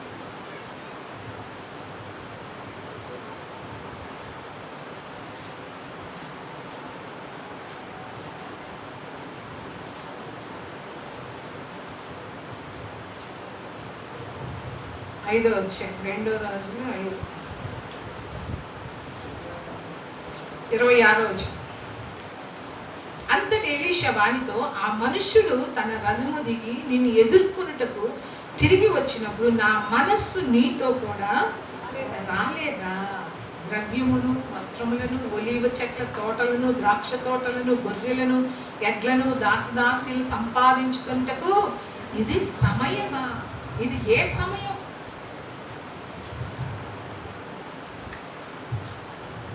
నా మనస్సు నీతో రావలేదా అంటున్నాడు ఎలీషా. ఎలీషా మనసే గెహాజీతో పాటు వస్తే మన దేవుని మనస్సు రాదా? పరిశుద్ధాత్మ దేవుడు వస్తాడా? ఎలాంటి చండాలం పని చేస్తున్నావు?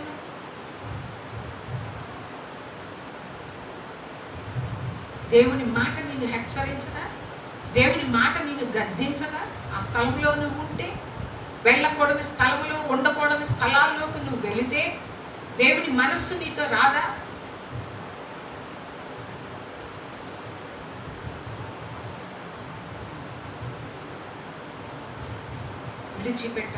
విడిచిపెట్టకుండా నేను కూడా యేసుప్రభువుని నమ్ముకున్నా.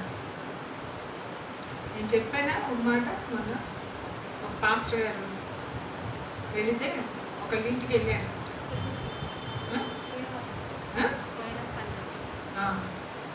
ఎంత అసహ్యం! దేవుని ఆత్మ ఎంత దుఃఖపడుతుంది! ఆ పాస్టర్ గారు ఎంత కృంగిపోతారు!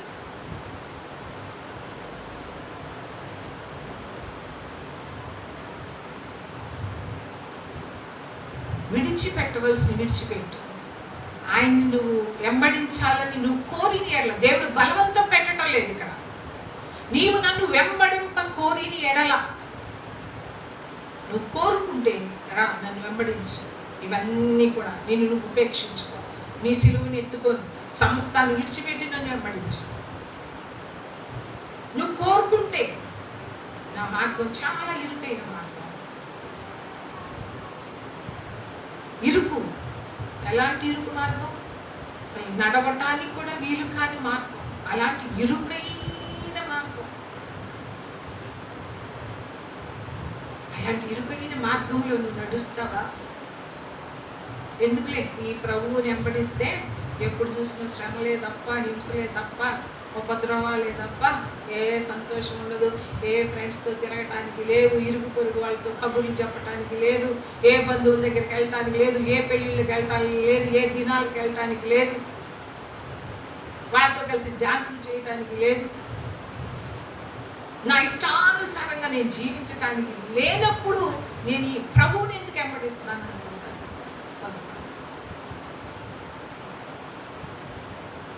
ఎప్పుడు ఒక మాట చూపిస్తాను కదా, ఏం మాట అది? ప్రసంగిలో ఉంది కదా, ఏంటి? కానీ ఎన్నిసార్లైనా చెప్పండి, వాక్యం ఎప్పుడైనా చెప్పు, వాక్యాన్ని మాత్రం లోబడి 11వ అధ్యాయము ప్రసంగి 11:9 తీయక్కర్లేదు, ఇంతకుముందు విన్నదే. యవ్వనుడా నీ యవ్వనమందు సంతోషపడు, నీ యవ్వన కాలమందు నీ హృదయం సంతుష్టిగా ఉండనేమో, నీ కోరిక చొప్పునను నీ దృష్టి యొక్క ఇష్టం చొప్పునను నీవు ఏం చేయాలా? ప్రవర్తించు. నీ ఇష్టం, నీ కోరిక ఎలా ఉంది? అన్నింటితో కలిసి డాన్స్ వేయాలంటుందా? ఉందా? అందుకనే నిన్ను నీవు ఉపేక్షించుకోమన్నా. ఉంటాయి, మనిషి అన్నాక అందరికీ ఉంటాయి కదా, మనుషులు అన్నాక ఉంటాయి కోరికలు కదా. కోరిక లేని వాళ్ళు ఎవరైనా ఉన్నారా? ఆశ లేని వాళ్ళు ఎవరైనా ఉన్నారా? ఉంటాయి. అందుకనే పౌలు భక్తుడు అన్నాడు, అన్నీ చేయటానికి నాకు స్వాతంత్రం ఉంది, కానీ అన్నీ చేయతగినవి కావు. నీ ఇష్టం, నీకు స్వాతంత్రం ఇచ్చాడు, నువ్వు ఏ తప్పుడు పనులైనా చేయొచ్చు, అది నీ ఇష్టం, నీ కోరిక చొప్పున, నీ దృష్టి యొక్క ఇష్టం చొప్పున నువ్వు చెయ్యి. ఎన్నాళ్ళు చేస్తావో చెయ్యి, ఏ పనులు చేస్తావో చెయ్యి, ఏ దొంగలతో నువ్వు సహవాసం చేస్తావో చెయ్యి, ఏ వ్యభిచారులతో సహవాసం చేస్తావో చెయ్యి. కానీ ఇక్కడ కానీ అంటాడు చూడండి, నీ దృష్టి యొక్క ఇష్టం చొప్పున నువ్వు ప్రవర్తించు. అయితే వీటన్నిటిని బట్టి దేవుడు నిన్ను తీర్పులోనికి తెచ్చునని జ్ఞాపకం మాత్రం ఉంచాడు. నువ్వు ఒక తప్పుడు స్థలానికి వెళ్ళినప్పుడు నీకేం జ్ఞాపకం రావాలి? అమ్మో, ఈ పని చేస్తున్నాను, దీనికి ప్రతిఫలము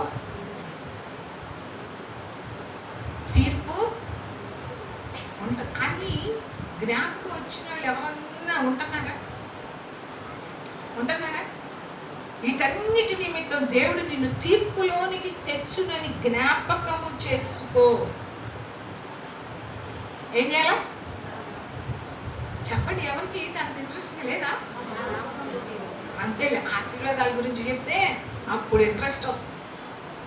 మీ ఇష్టం వచ్చినట్టుండండి, దేవుడు క్షమించేస్తాడు, దేవుడు ఆశీర్వదిస్తాడు అంటే ఎంత మంచిగా ఉంటుందో. కానీ ఇది ప్రభు చెప్పిన మాట, నేను చెప్పిన మాట, ఇది మీకు వాక్యాలే తీసి చూపిస్తాను. నేను చెప్పిన మాట కాదు, దేవుడు చెప్తున్న మాట. మనము గుడ్డి వాళ్ళగా ఉండొద్దు. వాక్యపు వెలుగులో మనల్ని మనం పరిశీలించుకున్నాం, ఎలా వెంబడించాలి, ఎలా మనం ప్రవర్తించాలి అనేది.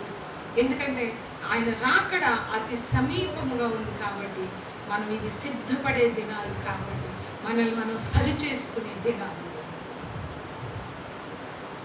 కాబట్టి, మనం ఇప్పటికైనా సరే దేవుడు ఏమన్నాడు, ఇప్పటికైనా మారు మనసు పొందు. ఎప్పటికైనా నువ్వు మారు మనసు పొందితే నీకు నీ మీదకి రావాల్సిన కీడును నేను తప్పిస్తానంటున్నాడు. ఎందుకంటే నేను దీర్ఘశాంతుడు, కృపా సమృద్ధి గల దేవుడు, అత్యంత కృప కలిగిన దేవుడు అంటాడు. ఆయన ప్రేమాస్వరుడు. ఇప్పటికైనా మోకరించి నువ్వు కన్నీరు కార్చు, మారు మనసు పొందు. నీ మీదకి నేను వస్తుంది అని చెప్పిన కీడు నీ మీదకి రాకుండా నేను నిన్ను క్షమిస్తాను అంటున్నాను. కానీ మనం ఏం చేస్తున్నాం? వచ్చినప్పుడు చూసుకోవచ్చులే, వచ్చిన తర్వాత నువ్వు ఉంటావో ఉండవో, ఆ కీడు వస్తే జాగ్రత్త. దేవుడు అవకాశాలు ఇస్తాడు. ఇప్పుడు లవోదికీయ సంఘానికి ఇచ్చాడా? అన్ని సంఘాలకు ఇచ్చాడా దేవుడు అవకాశం? ఇచ్చాడు. వాళ్ళు సరి చేసుకుంటే మంచిది, సరి చేసుకోకపోతే ఎవరికి నష్టం?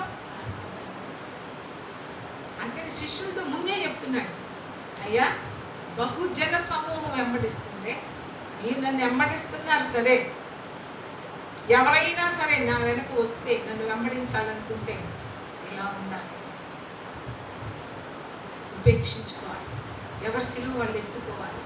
మీ అన్నదమ్ముల్ని అవసరమైతే అన్నదమ్ముల్నే కాదు, భర్తనైనా పిల్లలైనా ఎవరినైనా విడిచిపెట్టవలసి వస్తే విడిచిపెట్టాలి అనేసరికి వెనక్కి వెళ్ళిపోయారు.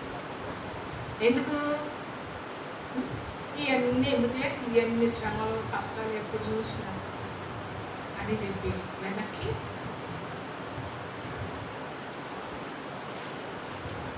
ఒక యజమానుడికి దాసుడుగా ఉంది. ఇద్దరు యజమానులకు నువ్వు ఎప్పుడు కూడా దాసుడు అవుతావా?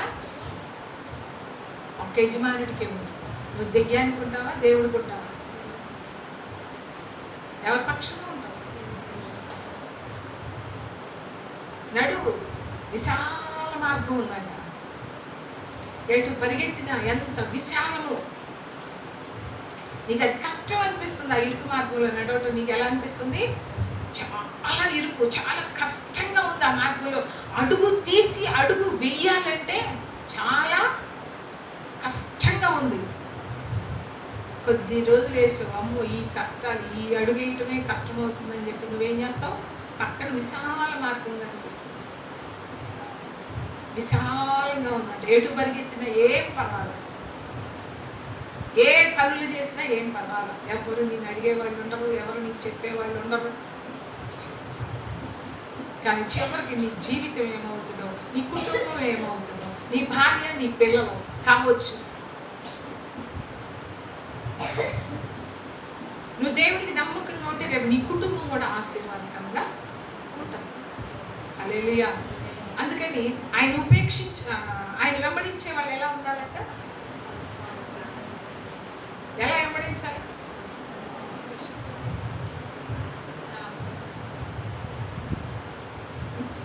రెండు రకాల మనుషులు ఉన్నారు కదా. శాస్త్రం ఏమన్నాడు? నీ వెంట నేను వస్తాను అంటే ప్రభు ఏమన్నాడు? రావాలనుకుంటే అంటే ఇండైరెక్ట్గా, అంటే ఇన్ని శ్రమలు ఉన్నాయి, వస్తాడా రాడా అన్నట్టుగా పరీక్షించాడు. నా వెంట వస్తే నేను తల వాల్చుకోవటానికి కూడా నాకు చోటు లేదు, నాకే లేనప్పుడు మీకు అన్నట్టుగా అక్కడ వాక్యం ఉందా లేదా? నాకు మనిషి కుమారుడు తల వాల్చుకోవటానికి కూడా స్థలం లేదు అంటే ఆయనకే లేకపోతే ఆయన వెనక వచ్చిన వాళ్ళకి ఉంటుందా? ఉండదు కదా. అందుకని దేవుడు పరీక్షించాడు. పరీక్షించినప్పుడు వెళ్ళాడు. తొందరపాటుతనంతో ఉంటాం కొంతమంది. ఇంకొకడు ఏం చేశాడు? ఈ మాట అనగానే, అయ్యా నాకు కొంత సమయం కావాలి, నా తండ్రిని పాత పెట్టుకున్నాను. కొద్ది రోజులు ఈ లోకంలో జీవించి, ఈ లోక ఆశల్లో, ఈ లోక కోరికల్లో, లోక ఆకర్షణలో పడిపోయి ఇష్టానుసారంగా జీవించి తర్వాత నేను వస్తాను అంటే ఎప్పుడు జీవితం అయిపోతుందో తెలియదు. గ్యారెంటీ ఉందా ఇట్లా మన జీవితానికి? ఎవరికన్నా ఉందా? ఎవ్వరికీ లేదు. ఎప్పుడు ఏమైపోతామో తెలియదు. నీ పాపంలోనే నువ్వు చచ్చిపోతే ఎక్కడికి వెళ్తావు? ఎక్కడికి వెళ్తావు? వెళ్తామా? ఏంటో ఒక్కళ్ళ మొహాల్లో అంటే మీకు అంత ఇష్టం ఉండట్లేదు కదా వాక్యం. అందుకని వాక్యమునందు సంతోషం లేనివారుగా అని ఇర్మియా గ్రంథంలో ఎప్పుడు చూపిస్తాను కదా. వాక్యమునందు అట్లా ఉన్నామా? ఎవరి మొహాల్లో అసలు ఒక్క మొహం చూస్తున్నా, ఎవరి మొహాల్లో కూడా జోకులు వేస్తే అబ్బా అప్పుడు వస్తాయి మొహాలు ఎదుగుతాయి. ఇది దేవుని యేసు ప్రభు యొక్క బోధ. ఎవరి బోధ? యేసు ప్రభు చెప్పిన మాటలు నీ కూడా.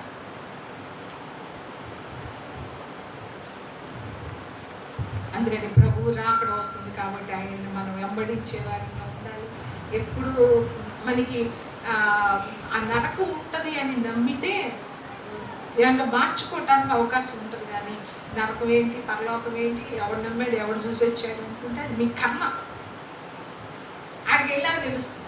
నేను నిన్న ఒక ఆమె సురేష్, మేరీ సురేష ఎవరో ఒక ఆమె అంతకుముందు క్రిస్టియన్ అంట, మళ్ళీ మారిపోయిందంట. క్రిస్టియన్స్ని ఎలాంటి లెక్కలు చేసిందంటే వీళ్ళకి అసలు ఏమి తెలియని మూర్ఖులు అన్నట్టుగా మాట్లాడతాం. నేను అనుకున్నా అది వినేటప్పుడు, అమ్మ నీకు ఇప్పుడు తెలియదులే, రేపు నరకానికి వెళ్ళినాక ఇదే మాటలు చెప్పు అనుకున్నా. రేపు నరకానికి వెళ్తే తెలుస్తుంది. ఎవడన్నా సరే మన పాపానికి ఒక ఎవరైనా ప్రాణం పెట్టారా? అసలు మీరు చచ్చాక మీరు ఫలానా స్థలంలో ఉండబోతున్నారని ఎవరైనా చెప్పారా? మనకి ఎవరైనా చెప్పారమ్మా మీకు? ఏ గ్రంథంలోనన్నా రాయబడి ఉందా? మీరు చచ్చిపోయినాక మీలో ఒక ఆత్మ ఉంది, ఈ శరీరం మట్టిలో మట్టి అయిపోతుంది, ప్రాణం పోతుంది, ఆత్మ ఒక స్థలంలో నివసించబోతుందని ఎవడన్నా చెప్పాడా? ఆత్మ ఎన్ని యుగాలు అసలు ఎలా జీవిస్తుంది, ఎక్కడ ఉండబోతున్నారు, ఆత్మ నివసించే స్థలం ఏంటని ఒక్కళ్ళన్నా చెప్పలేదు. కొంతమంది నమ్మరు, క్రిస్టియన్సే నమ్మరు. అప్పుడు అనుకున్న ఆమె చూసి, ఓహో దేవుని కృపలో ఉండాలి కదా, దేవుని జీవ గ్రంథంలో రాయబడిన వాళ్ళే ధన్యులు, హల్లెలూయా అనుకున్నా. ఈమె ఎప్పుడు ఆ నరకంలో ఉన్నప్పుడు తెలుస్తుందిలే, ఇప్పుడు ఎవరు చెప్పిన వాడు ఎవరు. అందుకనే ధనవంతుడు అంటాడు, లాజరును పంపించయ్యా, మా మిగతా అన్నదమ్ముళ్ళు ఉన్నారు, లాజరు తిరిగి లేచాడు కాబట్టి, బతికితే పునరుద్ధారణ అయ్యాడు కాబట్టి. ఇది 3:30.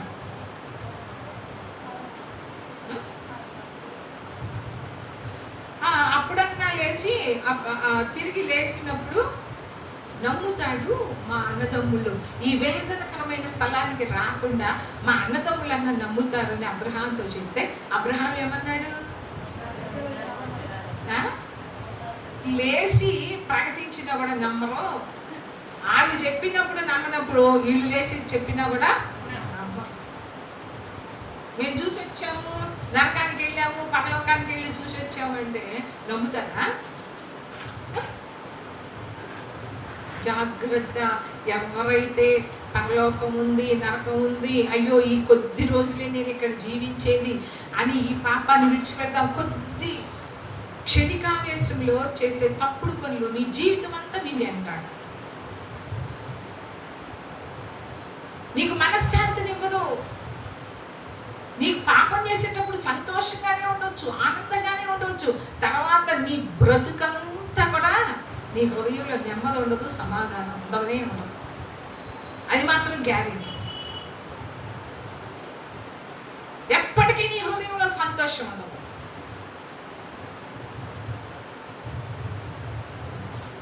కొద్దిపాటి సంతోషం, సుఖం కోసం నువ్వు కనుక తప్పుడు అడుగులు వేసావంటే నీ బ్రతుకు ఆ రోజుతో అంతే.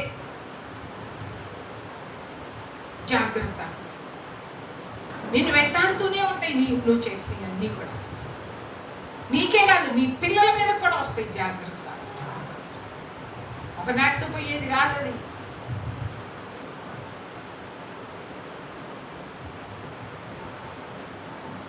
అందుకని ప్రతి ఒక్కళ్ళు కూడా వాక్యపు వెలుగులో నా జీవితం ఎలా ఉంటుంది, నా స్వభావం ఎలా ఉంది అని చెప్పి, అందరిలో ఉంటాయి, ఉండవని కాదు, అందరిలో ఉంటాయి. కానీ ఎప్పటికప్పుడు మనం ఏం చేయాలి? ఎప్పటికప్పుడు మనం సరి చేసుకుంటూ మనం ఎదిగే వాళ్ళంగా, అంటే పరిశుద్ధతలో ఎదిగే వాళ్ళగా ఉండాలి. ఒక్కరోజుతో పోయేది కాదు. ఒక్కరోజుతోటి మనలో ఉన్నాయన్నీ ఆమె అనగానే మనలో నుంచి మొత్తం తీసేయబడం. అది నువ్వు దేవుని సన్నిధిలో పోరాడి దాని మీద జయం పొందుకోవాలి నువ్వు. అంతేగాని దేవుడికి అసాధ్యమా? ఆమె అనగానే పోతాయి. కానీ అది దేవుడికి ఇష్టమా? నువ్వు ఎంతగా అసహించుకున్నావు నీలో ఉన్న పాపాన్ని, అది దేవుడు చూస్తాడు. దాని మీద నువ్వు పోరాడాలి. ఆ బలహీనత మీద కావచ్చు, వ్యాధి మీద కావచ్చు, నీ శ్రమల మీద కావచ్చు, ఏ సమస్య మీదైనా నువ్వు దాన్ని పోరాడి నువ్వు జయించాలి. అది దేవుని చిత్తం. జయించిన వానికే నా సింహాసనం మీద జయిస్తాను. హల్లెలూయా. కాబట్టి ఆయన వెంబడించే వాళ్ళు ఎలా వెంబడించాలంట, మనల్ని మనం ఉపేక్షించుకొని, అంటే ఉపేక్షించుకోవటం అంటే ఒక రకంగా చెప్పాలి అంటే చనిపోవడం. మన కోరికలు, మన ఆశలు ఏదైనా అంటే దేవునికి వ్యతిరేకమైన కోరికలు కానీ ఇష్టాలు కానీ ఉంటే కనుక వాటన్నిటి విషయంలో మనం ఏం చేయాలా, చచ్చిన స్థితిలో మనము నీ ఇష్టానుసారమైన మార్గంలో నడవద్దు. నీ ఇష్టానుసారమైన మార్గంలో నడిస్తే దేవుడు ఎప్పటికీ నీకు తోడుగా ఉండడు, నిన్ను తప్పించడు, నిన్ను రక్షించడు కూడా. ఎప్పుడైతే ఇరుకు మార్గంలో ఎలాగైనా సరే, ఇరుకైనా సరే, కింద దొక్కుంటూ అయినా సరే నిలబడటానికి లేదు, ఆ మార్గంలో దొక్కుంటూ అయినా సరే నేను ఈ మార్గంలోనే నడుస్తానని ఎవరైతే స్థిరముగా వారి హృదయాన్ని పెట్టుకుంటారో వాళ్ళే చివరికి ఎల్లగా ఆ మార్గం ఏమవుతుంది, ఇరుగులో విశాలతను వచ్చేది. విశాల మార్గంలో నడుస్తున్నావు, చివరికి దేంట్లో పడిపోతావు, నరకంలో పడిపోతావు. తిరిగి లేపటానికి కూడా ఎవరు ఉండరు. ఇప్పుడే చికటకల దొంగలో పడి ఉంటే దేవుని బతిలాడుకుంటే దేవుడు తన హస్తం చాపి లేపుతాడు. రేపు నరకంలో పడితే, అగ్నిగుండంలో పడితే నిన్ను ఎవరు కూడా లేపేవాళ్ళు లేవము. అయ్యా నీ హస్తం చాపి నన్ను పైకి లేపండి, లేపుతాడు ఎవడన్నా? నరకంలో ఎవరు లేపు. అదే కనుక ఇప్పుడే మనలో ప్రాణం ఉన్నప్పుడే అయ్యా ఈ పాపంలో నుంచి, బలహీనతల నుంచి పైకి లేపయ్యా అంటే లేపుతాడు దేవుడు. అక్కడ పడిపోతే ఎవడు లేపేవాడు. కాబట్టి మనల్ని మనం ఉపేక్షించుకొని ఆ పాడి ఆవులు చూడండి, ఆఖరికి తన పిల్లలను కూడా విడిచిపెట్టి దేవుడు చెప్పిన వాటికి లోబడి. హల్లెలూయా. అలా మనం సమస్తాన్ని విడిచిపెట్టి ఆయన వెంబడించినప్పుడు పేతురు అంటున్నాడు, మీకేం దొరుకుతుంది, మాకేం దొరుకుతుంది అని అడుగుతున్నాడు. మనం కూడా అన్నాలి, ప్రభువా నీ గురించే నా బంధువులు వదిలేసుకున్నా, టీవీ సీరియల్స్ వదిలేసుకున్నా, సినిమాలు వదిలేసుకున్నా, బంధువులు వదిలేసుకున్నా, నా కోరికలు చంపేసుకున్నా, నా ఆశల్ని చంపేసుకున్నా, మరి నాకేంటి అడుగుతానే? ఎందుకు అడుగుతారా? ఎందుకని అవి మానేయలేదు కాబట్టి. నేను రాద్దాం అనుకున్నాను, యేసయ్య కావాలా డాష్, బంధువులు కావాలా, యేసయ్య కావాలా సీరియల్స్ కావాలా, యేసయ్య కావాలా ఆచారాలు సాంప్రదాయాలు కావాలా, యేసయ్య కావాలా అన్యులతో సహవాసం కావాలా. టిక్కులు పెట్టుకోండి. మీరే రాసుకోండి ఒక లిస్టు. ఒకటన్నా వస్తుందా? ఒకటే గుర్తుపెట్టుకోండి, మీరు మంచి పనులు చేసిన, చెడ్డ పనులు అంటే దేవుని వాక్యానికి విరోధంగా చెడు చేసినా మంచి చేసినా దానికి ప్రతిఫలం మాత్రం దేవుడు తప్పకుండా ఇస్తాడు. హల్లెలూయా. నువ్వు ఎలా వెంబడించావు, నువ్వు ఎలా నష్టపోయి అన్నిటిని చంపుకొని నువ్వు ఎలా దేవుడి వాక్యానుసారంగా దేవుని వెంబడించావో చూస్తాడు, దానికి తగిన ప్రతిఫలం ఇస్తాడు. అన్నీ ఏమి ఇడిచిపెట్టకుండా వెంబడిస్తే దేవుడు ఎలాంటి ప్రతిఫలం ఇస్తాడు. అక్కడికి వెళ్ళాక తెలుస్తుంది. కాబట్టి మనమందరం కూడా ఆయన వెంబడించేవారిగా, అంటే యేసు ప్రభు ఎలా వెంబడించమన్నాడు, మిమ్మల్ని మీరు ఉపేక్షించుకొని సిలువను ఎత్తుకొని సమస్తాన్ని విడిచిపెట్టి నన్ను వెంబడించమన్నాడు. అలాంటి దేవుని కృప మనందరికీ దేవుడు దయచేయను గాక. అలా వెంబడిస్తే నిత్య జీవం, ఆశీర్వాదం అన్నిట్ల నుంచి కూడా తప్పిస్తాడు. హింసలు రావచ్చు, ఉపద్రవాలు రావచ్చు, కానీ వాటన్నిటిలో నుంచి దేవుడు మనకి తోడుగా ఉండి విడిపిస్తాడు, మనల్ని తప్పిస్తాడు. హల్లెలూయా. ప్రార్థన చేసుకున్నాం.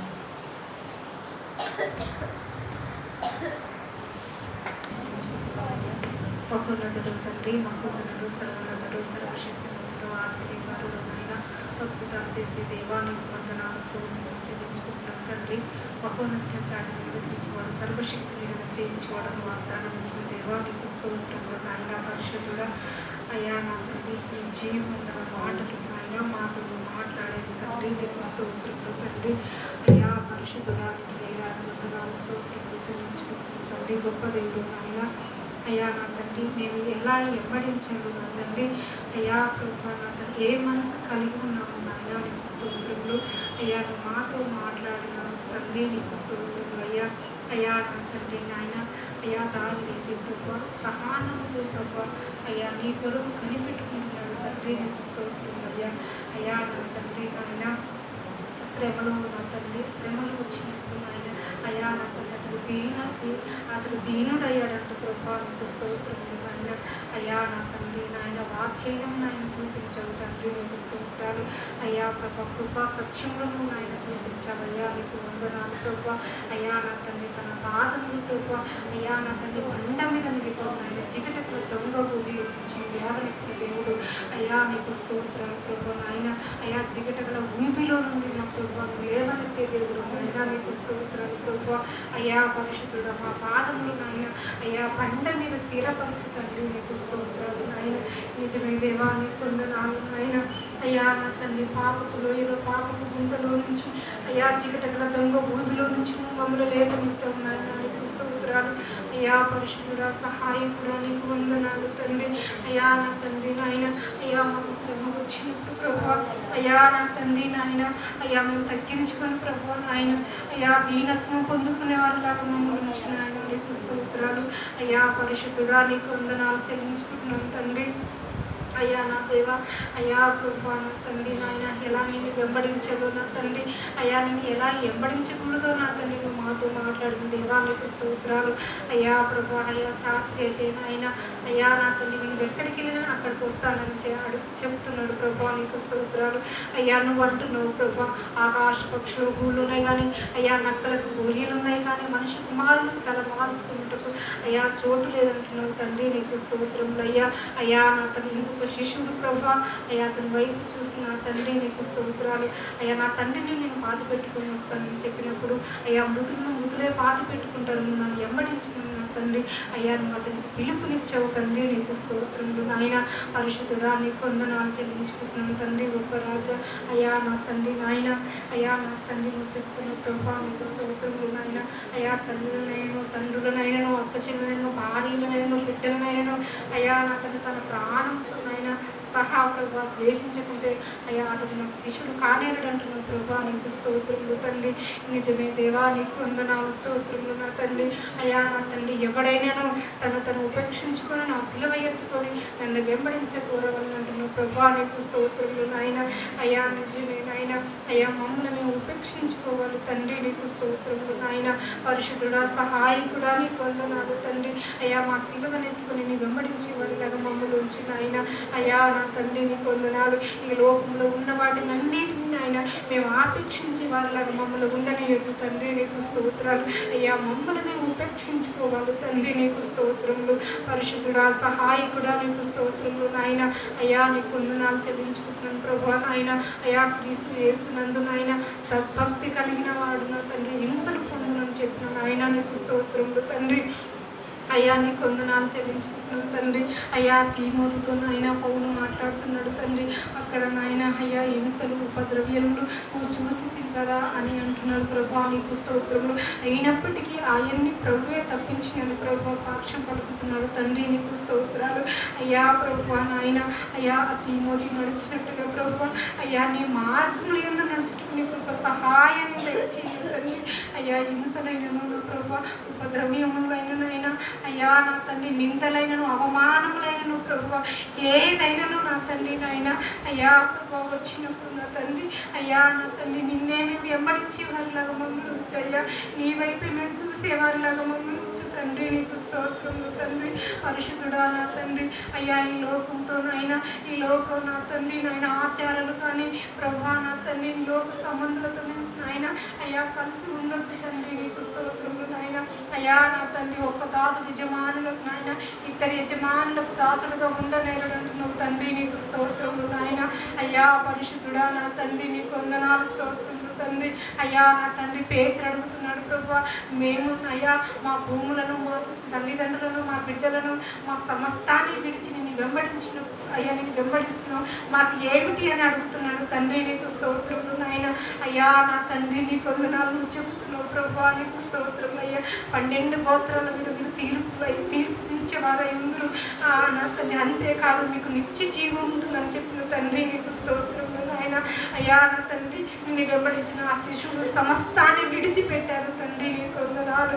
అయ్యా నా తండ్రి నాయన ఆ నిత్య జీవము కొరకు చూస్తున్నాను అయ్యా నీకు స్తోత్రము నాయన. అలాంటి మనసు మాకు దయచేయి తండ్రి నీకు వందనాలు. అయ్యా హాజీ ప్రభువా అయ్యా అయ్యా నా తండ్రి నయమును నా తండ్రి ఇచ్చే వాటి వైపు పరిగెత్తాడు తండ్రి నీకు స్తోత్రములు నాయన. అయ్యా నా తండ్రి నాయన నా దేవా నీకు స్తోత్రములు తండ్రి. అయ్యా ఏ ఇచ్చే నా తండ్రి అయ్యా ప్రభువా నా తండ్రి నాయన అతని మనసు నా దేవా అయ్యా నా తండ్రి అతను వెంట వెళ్ళిందని చెప్తున్నాం నాయన నీకు స్తోత్రాలు ప్రభువా. అయ్యా పరిశుద్ధుడా నీకు వందనాలు. అయ్యా మేము ఏ స్థితిలో ఉన్నామో అయ్యా మేము దేని వెంబడిస్తున్నామో, దేని ఆశిస్తున్నామో, దేని కోరుకుంటున్నామో, ఏ మార్గంలో నడవాలని అనుకుంటున్నామో ప్రభువా అయ్యా నువ్వు మాతో స్పష్టంగా నువ్వు మాతో మాట్లాడిన తండ్రి నీకు స్తోత్రములు. అయ్యా ప్రభువా సహాయకుడా అయ్యా మమ్మల్ని మేము సరి చేసుకొని నీ సన్నిధిలో సాగిలపడి అయ్యా నా తండ్రి నాయన మేము ఒప్పుకొని విడిచిపెట్టే వాళ్ళగా మమ్మల్ని ఉంచు తండ్రి నీకు వందనాలు. అయ్యా పరిశుద్ధుడా నా తండ్రి మమ్మల్ని మేము ఉపేక్షించుకోవాలి తండ్రి నీకు స్తోత్రాలు. అయ్యా మా శిలువని ఎత్తుకొని నీ వెంబడించాలయ్యా నీకు వందనాలు. అయ్యా నా తండ్రి మాకు అయ్యా అయ్యా దీనత్వం దయచి తండ్రి నీకు స్తోత్రాలు. బుద్ధి జ్ఞానము దయచి నాయన పరిశుద్ధుడా నీకు స్తోత్రములు తండ్రి. వినయ విధేయత దయచి తండ్రి. అయ్యా యోచించి మాట్లాడే మనసు మాకు దయచి తండ్రి. ఏది మంచో ఏది చెడో, ఏది కాంతిగలమయో, ఏది యోగ్యమైనయో ప్రభువా అయ్యా యోచించి నాయన అయ్యా నా తండ్రి ఎన్నుకునే వారిలాగా మమ్మల్ని ఉంచు తండ్రి నీకు స్తోత్రములు తండ్రి. పరిశుద్ధుడా సహాయకుడా నీకు స్తోత్రములు నాయన. అయ్యా నా తండ్రి గొప్ప దేవా పరిశుద్ధాత్మ దేవా నీకు స్తోత్రములు తండ్రి. నీ పరిశుద్ధత పరిపూర్ణత మాకు దయచిన తండ్రి. అయ్యా నీకు స్తోత్రములు నాయన. నీ విరుకు మార్గమందు నాయన నడిచే వారిలాగా మమ్మల్ని ఉంచు ప్రభువా. సహనము కలిగిన తండ్రి నాయన నిన్ను వెంబడించే వారిలాగా మమ్మల్ని ఉంచు తండ్రి నీకు స్తోత్రములు తండ్రి. అయ్యా పరిశుద్ధుడా చెప్పబడిన వాక్యం అంతా నాయన మా హృదయంలో పదిలపరచు భద్రపరచు తండ్రి.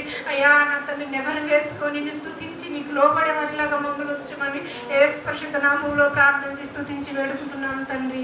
ఆమేన్. ప్రభువుని బట్టి ఏ ఒక్కటి కూడా మనము నష్టపోవట్లేదు, అది బాధ.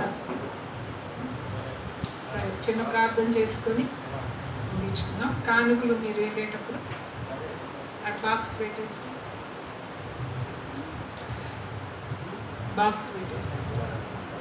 స్తోత్రం దేవా స్తోత్రములు నాయనా. మహాగరుడ మహోన్నతుడ పరిశుద్ధుడ నిత్య నివాసమైన తండ్రి అయ్యా నీకే వందనాలు స్తోత్రాలు చెల్లించుకుంటున్నాం తండ్రి. నువ్వు గొప్ప దేవుడు, మాకు చాలిన దేవుడు, సర్వోన్నతుడు, సర్వశక్తి గల దేవుడు తండ్రి నీకు వందనాలు స్తోత్రములు నాయన. ఇప్పటి వరకు నీ రెక్కల చాట మమ్మల్ని భద్రపరిచినందుకే నీకు వందనాలు అయ్యా. స్తోత్రాలు చెల్లించుకున్నాం తండ్రి. అయ్యా ప్రభువా నిన్ను వెంబడించే వారిగా మేము ఉండటానికి మీరు సహాయం చేయమని అడుగుచున్నాం తండ్రి నీకు స్తోత్రములు నాయన. అవును ప్రభువా ఈ లోకానుసారంగా మమ్మల్ని మేము ఉపేక్షించుకునే వారిగా ఉండాలి ప్రభువా. మేము నష్టపోయే వారిగా ఉండాలి ప్రభువా. శిష్యులైతే వాళ్ళ కోరికలు నష్టపోయారు, వారు సుఖాన్ని నష్టపోయారు ప్రభువా. ఎన్నో నష్టపోయారు, వారి కుటుంబాన్ని కావచ్చు, ఎన్నో నష్టపోయారు నాయన. అందుకని నువ్వు చెప్తున్నావు ప్రభా ఈ లోకానుసారంగా నష్టపోయారు కాబట్టి ప్రభా అయ్యా వాళ్ళని ప్రభా సింహాసనాల మీద కూర్చోబెట్టావు నాయన. నీకు స్తోత్రములు నాయన. అయ్యా మేము కూడా ప్రభా ఈ లోకంలో తండ్రి మేము జీవించేటప్పుడు నీ కొరకు నీ నిమిత్తం మేము ఈ లోకంలో ఏమి నష్టపోతామో అయ్యా ప్రతిఫలం అనేది నాయన అక్కడ మేము చూసేవారిగా ఉంటాము నాయన. నీకు స్తోత్రాలు చెల్లించుకున్నాం అయ్యా అయ్యా మా సిలువను ఎత్తుకొని అయ్యా నేను వెంబడించమని చెప్పిన దేవుడు తండ్రి. అవునయ్యా, నేను వెంబడించినప్పుడు శ్రమలు రావచ్చు, హింసలు రావచ్చు, ఉపద్రవాలు రావచ్చు, కరువులు రావచ్చు, మరణం రావచ్చు నా తండ్రి, వ్యాధులు, బలహీనతలు ఏదైనా రావచ్చు నాయన.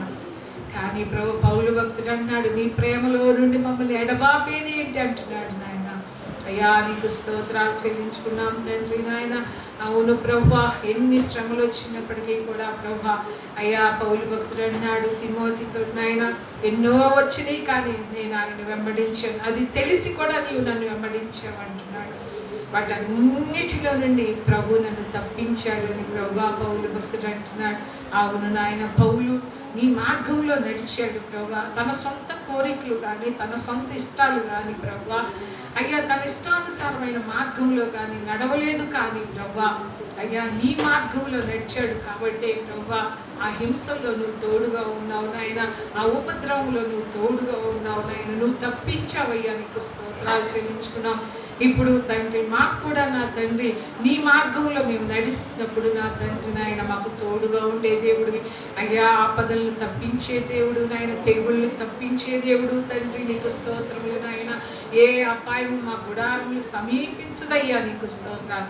అలా కాకుండా మా ఇష్టానుసారంగా మేము అయ్యా మాకు ఇష్టమైన మార్గంలో నడిస్తే నాయన, ఓ ప్రభువా పాపాన్ని విడిచిపెట్టకుండా బలహీనతలు కానీ అయ్యా మా కోరికల చొప్పున మేము నడుస్తూ మా దృష్టి యొక్క ఇష్టం చొప్పున మేము నడుస్తూ ఉంటే ప్రభువా నువ్వు చెప్పావు నాయన, తీర్పు అనేది ఒకటి ఉంటుందని అది జ్ఞాపకం చేసుకో అంటున్నావు దేవా, నీకు స్తోత్రాలు. నిజమేనాయన, ప్రతి ఒక్కదాని గురించి కూడా ఒక తీర్పు ఉంటుంది నాయన, నీకు స్తోత్రాలు అయ్యా. దానికి ప్రతిఫలం కూడా ఉంటుందని చెప్పిన దేవుడు తండ్రి, నీకు స్తోత్రాలు నాయన.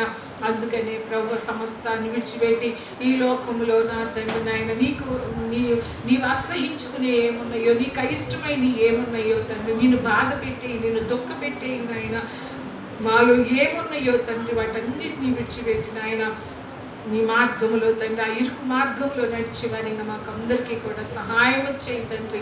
ఆ పాడి ఆవులైతే తన పిల్లల్ని నష్టపోయి నాయన అయ్యా, తన పిల్లల్ని సహా తండ్రి నాయన అయ్యా విడిచిపెట్టి నీ నాయన నీకు స్తోత్రాలు చెల్లించుకున్నాం తండ్రి. నీ మందసం పోయటానికి నాయన అయ్యా తన పిల్లల్ని విడిచిపెట్టి నీ దేవా నీకు స్తోత్రాలు. ఈ రోజుల్లో ప్రభువా ఏమి మేము విడిచిపెట్టే వారిగా ఉండటం లేదు, ఏమి నష్టపోయే వారిగా ఉండటం లేదు నాయన అయ్యా, నీకు స్తోత్రాలు చెల్లించుకున్నావు. నీకు ఇష్టలుగా మమ్మల్ని జీవింపచేయి తండ్రి, నీకు వందనాలు అయ్యా. స్తోత్రాలు చెల్లించుకుంటున్నాం తండ్రి నాయన అయ్యా. ఇక్కడికి వచ్చిన ప్రతి ఒక్క బిడ్డను కూడా జ్ఞాపకం చేసుకోండి అయ్యా, వారి కుటుంబాలను జ్ఞాపకం చేసుకోండి అయ్యా.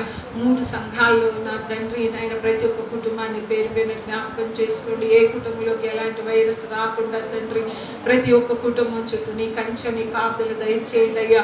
ఇప్పటి వరకు నా తండ్రి నువ్వు కాచి కాపాడిన దేవుడు కదా నాయన, ఎంతో మందికి వస్తుంది నాయన. మేము మంచి వారిని కాదు కానీ ప్రభువా కేవలం నీ కృపను బట్టి నా తండ్రి ఆ తెగులు మా గుడారంలో సమీపించకుండా తండ్రి అయ్యా నువ్వు కంచె వేస్తున్న దేవుడు తండ్రి, నీకు స్తోత్రములు నాయన అయ్యా. నువ్వు క్షమించడానికి సిద్ధ మనసు కలిగిన దేవుడు కాబట్టి ప్రభువా అయ్యా ఏ గృహంలోకి నా తండ్రి రాకుండా తండ్రి మీరు కంచి వేయమని అడుగుతున్నావు. నీ రక్త ప్రోక్షణ క్రిందకి ప్రతి ఒక్క కుటుంబాన్ని తీసుకొస్తున్నాము నాయన, ప్రతి ఒక్క బిడ్డను తీసుకొస్తున్నాం తండ్రి అయ్యా. బీదలు నాయన అయ్యా నువ్వు కనికరించే దేవుడు తండ్రి నాయన, నీకు స్తోత్రం. ఏ ఒక్కరికి రానియొద్దయ్యా, నీ మందిరానికి వచ్చేవాళ్ళు ప్రభు, గృహాల దగ్గర ఉండేవాళ్ళు కానీ ఏ ఒక్కరికి కూడా ప్రభు ఏ తెగులు రాకుండా నీ నామాన్ని మహింపరచుకో. మేము సాక్షులంగా ఉండాలి ప్రభు. మా దేవుడు ఏ తెగులు మా గుడారం సమీపించకుండా మాకు సహాయం చేశాడని అయ్యా నీ నామాన్ని మహింపరిచే విధముగా తండ్రి మా సాక్ష్యాలు ఉండటానికి నాయన మీరే కృప దయచేయమని అడుగుచున్నాం తండ్రి. ప్రతి ఒక్క కుటుంబాన్ని నీ కృపగల హస్తాలకు అప్పగించుకున్నాం అయ్యా. కొన్ని కుటుంబాల్లో తండ్రి నాయన అయ్యా కరువులు నా తండ్రి నాయన చేతి పనులు లేకుండా ప్రభు ఎంతో మంది ఇబ్బంది పడుతున్నారు అయ్యా, నీకు స్తోత్రాలు అయ్యా. ఆ కుటుంబాన్ని మీరు పోషించండి అయ్యా. ఏలియాని కరువులో నువ్వు నాయన శ్రేష్టమైన ఆహారాన్ని ఇచ్చిన దేవుడు కదా నాయన. ఈ దినాల్లో కూడా ప్రభు అయ్యా వినటం కాదు నాయన, మేము చూడాలి ప్రభు, నీకు స్తోత్రములు అయ్యా. ఏ కుటుంబం కుటుంబాలు అలాగ ఉన్నాయో తండ్రి ఆ కుటుంబాలు మీరు పోషించండి, చేతి పనులు దయచేయండి. మరి నెల్లిలా కట్టుకునే ఉంటుంది ప్రభా, మరి అవి కట్టుకోవటానికి కూడా మీరు కృప చూపించమని అడుగుచున్నాం తండ్రి. అయ్యా నీకే స్తోత్రాలు చెల్లించుకున్నాం తండ్రి. నాయన నిన్ను నమ్మిన బిడ్డలను వెన్నడు సిగ్గుపరిచే దేవుడు కాదు కాబట్టి ప్రభా అయ్యా మీరే సహాయం చేయమని అడుగుచున్నాం తండ్రి. నీ వందనాలు. అలాగనే ప్రభా అయ్యా ఓ ప్రభా అయ్యా స్వరూపాన్ని బట్టి నా తండ్రి నీకు స్తోత్రములు నా తండ్రి. అయ్యా ఆ బిడ్డని నీ సన్నిధిలోనికి చేర్చుకున్నందుకే నీకు స్తోత్రములు. ఆ బిడ్డ నీ సన్నిధిలో ఇప్పుడు సంతోషిస్తూ ఆనందిస్తూ ఉంటుంది నాయన. ఈ లోకంలో తండ్రి ఈ రోజు అయ్యా ఈ దినాలు చెడ్డమంటున్నావు దేవా, నీకు స్తోత్రములు నాయన. అవును ప్రభా, మేము ఈ లోకంలో జీవించే జీవితం అంతా కూడా చెడ్డ దినాలే దేవా. అయ్యా నీకు స్తోత్రాలు. శారీరకంగా దూరమైనప్పటికీ కూడా ప్రభా అయ్యా నా తండ్రి మాకు ఒక నిరీక్షణ ఉంచావయ్యా, నీకు స్తోత్రములు నాయన. అయ్యా నీ రాకడప్పుడు నా తండ్రి మమ్మల్ని ఎదుర్కోవటానికి నాయన నీ కుమార్తెతో కూడా నువ్వు వస్తావని నాయన మేము నమ్ముచున్నాం దేవా, నీకు స్తోత్రాలు చెల్లించుకున్నాం తండ్రి. ఆ కుటుంబానికి ఆదరణ దయచేయి ప్రభా. అయ్యా నీకు స్తోత్రాలు నా తండ్రి నాయన. ఆ వేదన నా తండ్రి, ఆ దుఃఖాన్ని తీసివేయి తండ్రి. శారీరకంగా దూరమైనప్పటికీ కూడా ఓ తండ్రి నాయన అయ్యా నాయన మేము చూస్తామని నిరీక్షణ బిడ్డలకు దయచేయి. మీరే ఆదరించండి, ఓదార్చండి అయ్యా, నీకు స్తోత్రాలు. అయ్యా పసి బిడ్డలు నా తండ్రి నాయన, ఆ బిడ్డలు నీ కృపగల హస్తాలుగా అప్పగించుకుంటున్నాం తండ్రి నాయన. వాళ్ళని మీరే పోషించండి, మీరే ప్రభువా అయ్యా నా తండ్రి. మీరే అయ్యా నా తండ్రి వాళ్ళ అవసరతలు అక్కర్లు తీర్చండి అయ్యా, నీకు స్తోత్రములు నాయన. నీ అందు భయభక్తులు కలిగి నీ మార్గంలో నడిచే బిడ్డలుగా ఆ బిడ్డలకు సహాయం చేయండి నా తండ్రి. నీకు వందన. ఆ బిడ్డలిద్దరిని కూడా మీరు దీవించండి, ఆశీర్వదించండి అయ్యా. అయ్యా మంగళవారం ఆ జ్ఞాపకార్థ కూడికలో కూడా నువ్వు తోడుగా ఉండండి నాయన, నీకు స్తోత్రాలు. అన్నీ కూడా నీ నామానికి మహిమకరంగా జరిగించుకో తండ్రి. ఏ లోటుపాట్లు లేకుండా ప్రభువా నెమ్మదిగా సమాధానముగా తండ్రి అన్ని విషయాల్లో కూడా ప్రభువా నీ కృపగల హస్తములు చాపి సహాయం చేయమని అడుగుచున్నాం. ఇప్పుడు నీ బిడ్డలందరూ కూడా వారి వారి గృహాలకు వెళ్ళుచుండగా నీ సన్నిధి సమాధానము దయచేయమని అయ్యా నీ దాసులు తిరుగు ప్రయాణంలో కూడా నువ్వు తోడుమని నడిపించమని సమస్తమైన ఘనత మహిమ ప్రభావం మీరే పొందుకోమని యేసు పరిశుద్ధ నామములో ప్రార్థించి స్తుతించి వేడుకొంచున్నాము తండ్రి. ఆమేన్.